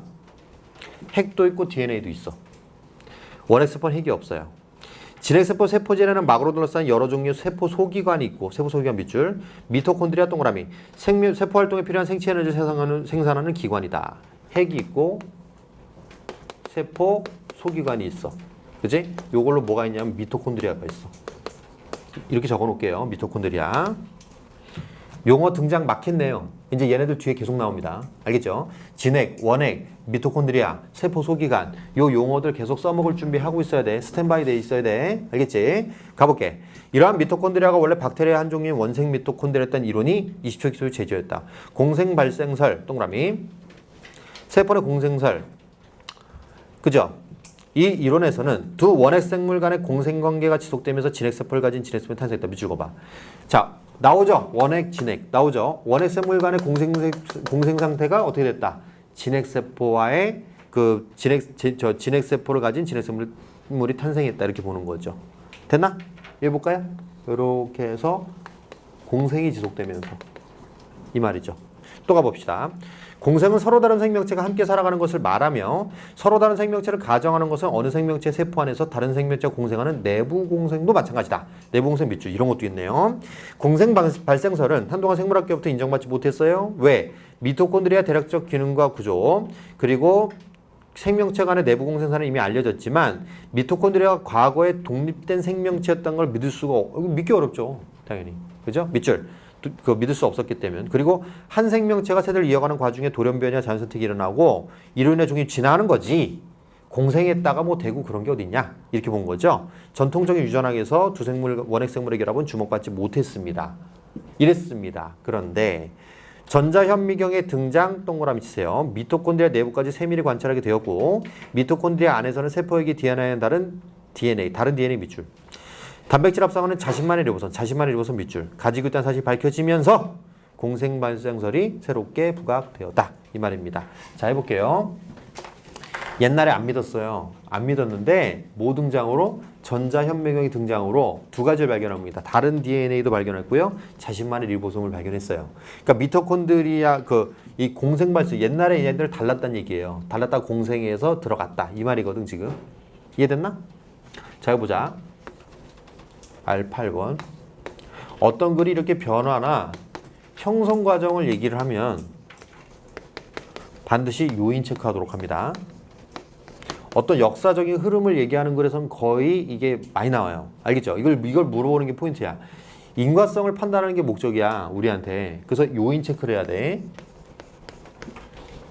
이 부분은 생물학적 글의 특성이 아니라 생물의 특성이 아니고 요 자체의 흐름을 보여줬잖아요. 그 과학사의 흐름. 그죠? 그러니까 여기서 이제 요인을 봐야 돼요. 요인이 뭐였어요? 전자현미경의 등장이죠. 전자현미경으로 다른 DNA, 자신만의 리보솜을 발견했다는 얘기지. 그지? 그게 바로 여러분 39번의 문항입니다. 기억의 이유. 그거죠? 전자현미경이 요인이었고요. 다른 DNA, 자신만의 리보솜이 요인이었어. 그럼 여러분 답은 5번이 되겠죠? 딴 거 볼 필요가 없어요, 여러분. 이건 왜 돼요? 왜 안 돼요? 다 필요 없어요. 알겠지? 그것만 보란 얘기야 지금. 이해됐어? 이거 자체가 안 보이면 아무 소용이 없어요. 다른 선지 갖고 고민해서 해봐야 그게 중요한 게 아니라 요인을 못 봤다가 포인트예요, 여러분. 답을 못 찍으니까 막 다른 문제에 대해서 헷갈리는 거지. 그치? 이거 중요합니다. 알겠죠? 그래서 답은 여러분들 5번을 찍어 주어야 하고. 됐나? 예, 또 갑시다. 다시. 자, 5단락 갑니다. 공생 발생설에 따르면 진핵생물은 원생 미토콘드리아가 고세균의 세포 안에서 내부 공생하다 탄생했다. 밑줄 그으세요. 원생 미토콘드리아가 고세균의 세포 안에서 내부 공생하다 탄생했다. 여러분, 고세균도 원핵세포야. 저 3단락에 있는 얘기입니다. 고세균도 원핵세포입니다. 원생 미토콘드리아도 원핵세포죠. 원핵세포끼리 내부 공생하다가 진핵세포 같다는 얘기지. 이 얘기야. 고세균의 핵이 형성과 내부 공생이 시작도 어느 것이 먼저인지 모르겠는데 고세균은 세포질에 핵이 생겨서 진핵세포가 됐고요. 그 고세균이 진핵세포가 된 거고, 그렇죠? 원생 미토콘드리아는 세포 소기관인 미토콘드리아가 된 거죠. 알겠지? 이렇게 해서 이제 진핵생물이 탄생했다. 미토콘드리아가 원래 박테리아의 한 종류였다는 근거 동그라미 치세요. 기초를 좀 세게 내긴 했습니다. 근데 뭐 어차피 우리가 올해 수능을 보자고 하는 거기 때문에 좀 지엽적으로 냈다 하더라도 이해를 하고 풀이를 합시다. 공부 자료를 씁시다. 주장 논쟁 뭐 등등등, 주장 논쟁 등등등, 반론 이런 것들 다 근거 체크해야 됩니다. 근거 체크해야 돼. 자, 여러 가지가 있다. 번호 붙일게요. 박테리아나 마찬가지로 새로운 미토콘드리아는 이미 존재하는 미토콘드리아의 이분 분열을 통해서만 만들어진다. 밑줄 쫙 그세요. 동그라미 1번. 이분 분열을 통해서만 만들어지는 거야. B이어야만 A일 수 있어. B이어야만 A일 수 있대. 라고 하면, 그죠? 필요 조건이죠. B가 필요 조건이죠. 예, 그게 바로 여러분 38번의 3번 선지입니다. 새로운 미토콘드리아를 복제하기 위해서는 세포 안에 미토콘드리아가 반드시 있어야 한다. 이분 분열을 통해서만 가능하다. 이 말이지. 자, 여러분 필요 조건 또 나왔네요. 예, 올해 수능 출제 되게 유력합니다. 예, R11번 적어놔. 이래서 하는 거야. 알겠지? 여러분, 이 지문 이해하자고 하는 거는 그 다음 문제고요. 예, 부수적인 문제고 진짜 중요한 거는 올해 수능을 지금 우리가 예상을 하는 거예요. 자, 올해 수능 선지를 보니까 그 문장 그대로 안 쓰지. 바꿔서 내지. 재진술할 줄 알아야 돼. A 교선 B여야 된다. B여야만 A일 수 있다. B일 때 비로소 A일 수 있다. B가 아니면 A일 수 있다. B가 아니면 A일 수 없다. 이렇게 나와야 돼. 이거 돼야 된다. 네 문장 바꿔야 돼. 알겠지? 내구 있잖아요. 6월 달에 보여줬죠? 그죠? 예, 9월 달에 할 줄 알아야 되고요. 수능 때도 할 줄 알아야 됩니다. 예, 다시 갑시다. 자, 미토콘드리아 막에는 진핵세포만의 수성단백질과 하는 다른 종류의 수성단백질 포린. 밑줄 쫙 보세요. 다른 종류의 수성단백질은 포린 동그라미. 그죠? 그 밑에 박테리아 세포막에 있는 카디오리핀 동그라미. 뭔 말인지 잘 모르겠지만 뭐 이분 분열을 하는 거랑 포린이랑 카디오리핀 이런 게 다 근거란 소리예요. 이거 동그라미 3번이었고요. 미토콘드리아 리보솜 동그라미 4번. 진핵세포 리보솜보다 밑줄 박테리아의 리보솜과 더 유사하다. 이게 네 가지 근거를 댄 거죠. 이분 분열, 포린, 카디오리핀, 리보솜. 이렇게 네 가지 근거를 댄 거죠. 됐나? 또 갑시다. 미토콘드리아는 여전히 고유한 DNA를 가진 복제화 증식이 이루어지는데도 미토콘드리아 진핵세포 사이의 관계를 공생관계로 보지 않는 이유는 무엇일까? 또 물어줬어요. 화두를 또 던졌네요. 답을 봅시다. 두 생명체가 서로 떨어져서 살 수 없더라도 각자의 개체성을 잃을 정도로 유기적 상호작용이 강하지 않다면 공생관계라고 보죠. 그죠? 미토콘드리아 진핵세포 간의 유기적 상호작용 동그라미. 아까 했던 거지 이거? 여기 있는 거지, 그지? 유기적 상호작용은 둘을 다른 개체로 볼 수 없을 만큼 매우 강합니다. 근거죠, 이제. 자, 근거 봅시다. 미토콘드리아가 개체성을 잃고 세포 소기관이 되다 보는 근거 동그라미, 동그라미 1번. 진핵세포가 미토콘드리아의 증식을 조절하고 자신을 복제하고 증식할 때 미토콘드리아도 함께 한다는 얘기죠. 무조건 같이 간다는 얘기입니다. 그쵸? 요럴 때 한다는 얘기고요. 또한 동그라미 2번이죠. 유전자의 많은 부분이 세포에게 DNA로 옮겨가서 DNA 길이가 현저히 짧아졌다는 얘기입니다. 두 가지 근거를 댄 거예요. 뭐 DNA 길이 짧아진 건 뭐 잘은 모르겠지만 확실하게 근거는 됐다는 얘기예요. 왜? DNA가 많이 옮겨갔다는 얘기입니다, 지금. 됐죠? 자, 그걸 뭘로 본 거야? 유기적 상호작용. 얘들아, 유기적 상호작용 근거가 뭐예요? 복제하고 증식할 때 같이 한다. 이 얘기고요. 두 번째, DNA 길이가 짧아졌더라. 소기관 녀석이. 이 말이지. 그지? 가볼게. 자, 이거는 지금 뭘 얘기한 건지 알겠어요? 주제가 뭐예요? 철학 부분은 개체로 볼 수 있는 조건이 뭐냐? 이거였고, 두 번째는요. 공생 발생설에 대해서 얘기한 거죠. 그쵸? 원래 얘네가 다른 녀석들이었는데 공생이었는데 세포 소경이 되었다. 그지? 그래서 원래 다른 녀석이었다는 근거. 원래는 공생관계였다는 근거. 다른 녀석이었다는 근거. 그 다음 뭐예요? 이제는 공생관계로 볼 수 없다는 근거. 두 가지를 흐름으로 된 거죠. 그렇죠? 기초를 낸 건데 기초에 대한 부분은 좀 빡세게 냈습니다. 자, 41번 갑니다. 윗글을 바탕으로 합니다. 자, 89%? 어우, 엄청나네요. 89.3% 나왔더라고, 이거. 근데 낸 사람이 조금 너무 꽈서 냈어요. 자, 볼게요. 보기 첫 번째 거 보고 얘기인데 두 번째 줄. 테트라도톡신. 그지? 스스로 만들지 못하고 체내에 서식하는 미생물이 생산합니다. 자, 근데 그 밑에 줄 보면은 만약 보고에 체내에 있는 미생물을 제거하면 보고는 독소를 가지지 못하는데 생존엔 지장이 없어요. 얘는 무슨 관계? 뭐 어렵지 않죠? 이건 공생관계죠? 그죠? 따로 산다고 하잖아, 그지? 그 다음에 실험실 아메바가 병원성 박테리아에 감염되어 대부분의 아메바가 죽고 일부는 생존했어. 생존한 아메바의 세포질에서 서식하는 박테리아는 스스로 복제. 요게 포인트였어요. 스스로 복제 밑줄. 예. 증식할 수 있었고 병원성을 지니지 않았다. 아메바에게는 무해하지만 박테리아는 치명적인 항생제를 아메바에게 투여하면 박테리아와 함께 아메바가 죽었다. 이 얘기를 왜 하는지 모르겠어. 하지 말지 그냥. 그죠? 헷갈리게 하려고 낸 것 같은데 미안하지만 이거는 그 하나의 개체라는 그 근거로 제시된 적이 없어요. 알겠죠? 이거는 우리가 생물학적 지식이 없기 때문에 얘도 죽으니까 얘도 죽었다. 요 얘기는 하나의 개체라는 근거로 제시되지 않았어요. 이거 물은 겁니다, 그냥. 하나의 개체로 제시된 근거가 뭐예요? 유기적 상호작용. 뭐였지? 같이 복제한다. 같이. 이 말이었지. 그지? DNA 길이 짧다. 이 두 가지가 나와야 되는데 그 얘기가 아니었던 거야. 그래서 얘는 뭐다? 하나의 개체가 아니야. 그래서 답이 그냥 엉뚱하게 1번이 돼버린 거야. 알겠지? 근데 요 뒷문장 때문에 좀 문제가 된 건데 근데 이걸 좀 보완을 해야 되는 부분은 출제자가 이게 아니라는 이건 아니다라는 근거를 좀 주면 좋아요, 본문에. 같이 죽는 것만 가지고는 같은 개체로 볼 수가 없다 이렇게 해줘야 되는데 그 문장을 안 써주고 이렇게 내버렸으니까 당연히 애들 입장에서는 뭐야 시험장에서는 뭐 좀 이렇게 다른 가능성을 자꾸 생각하잖아 애들이. 그쵸? 예, 그렇게 되는데 이 부분은 좀 수정이 돼야 될 걸로 봐요. 이 부분은 좀 보완을 좀 해야 됩니다. 예, 정말 이렇게 해서 89% 나오면 난리 나요. 진짜 수능에서는. 10명 중에 9명 틀리는 거는 그거는 제대로 된 문제는 아니에요. 확실히. 10명 중에 8명까지는 봐주는데 9명은 좀 너무해요. 그쵸? 그래서 이 부분은 아마 이제 성찰을 할 거라고 보고요. 여기서 이제 글자 수에 대한 문제가 나와요. 자, 봐. 작년에 그 만류인력 문제랑 비교를 하게 되면 만류인력 문제는 선지 하나가 다 세 줄씩이었어요.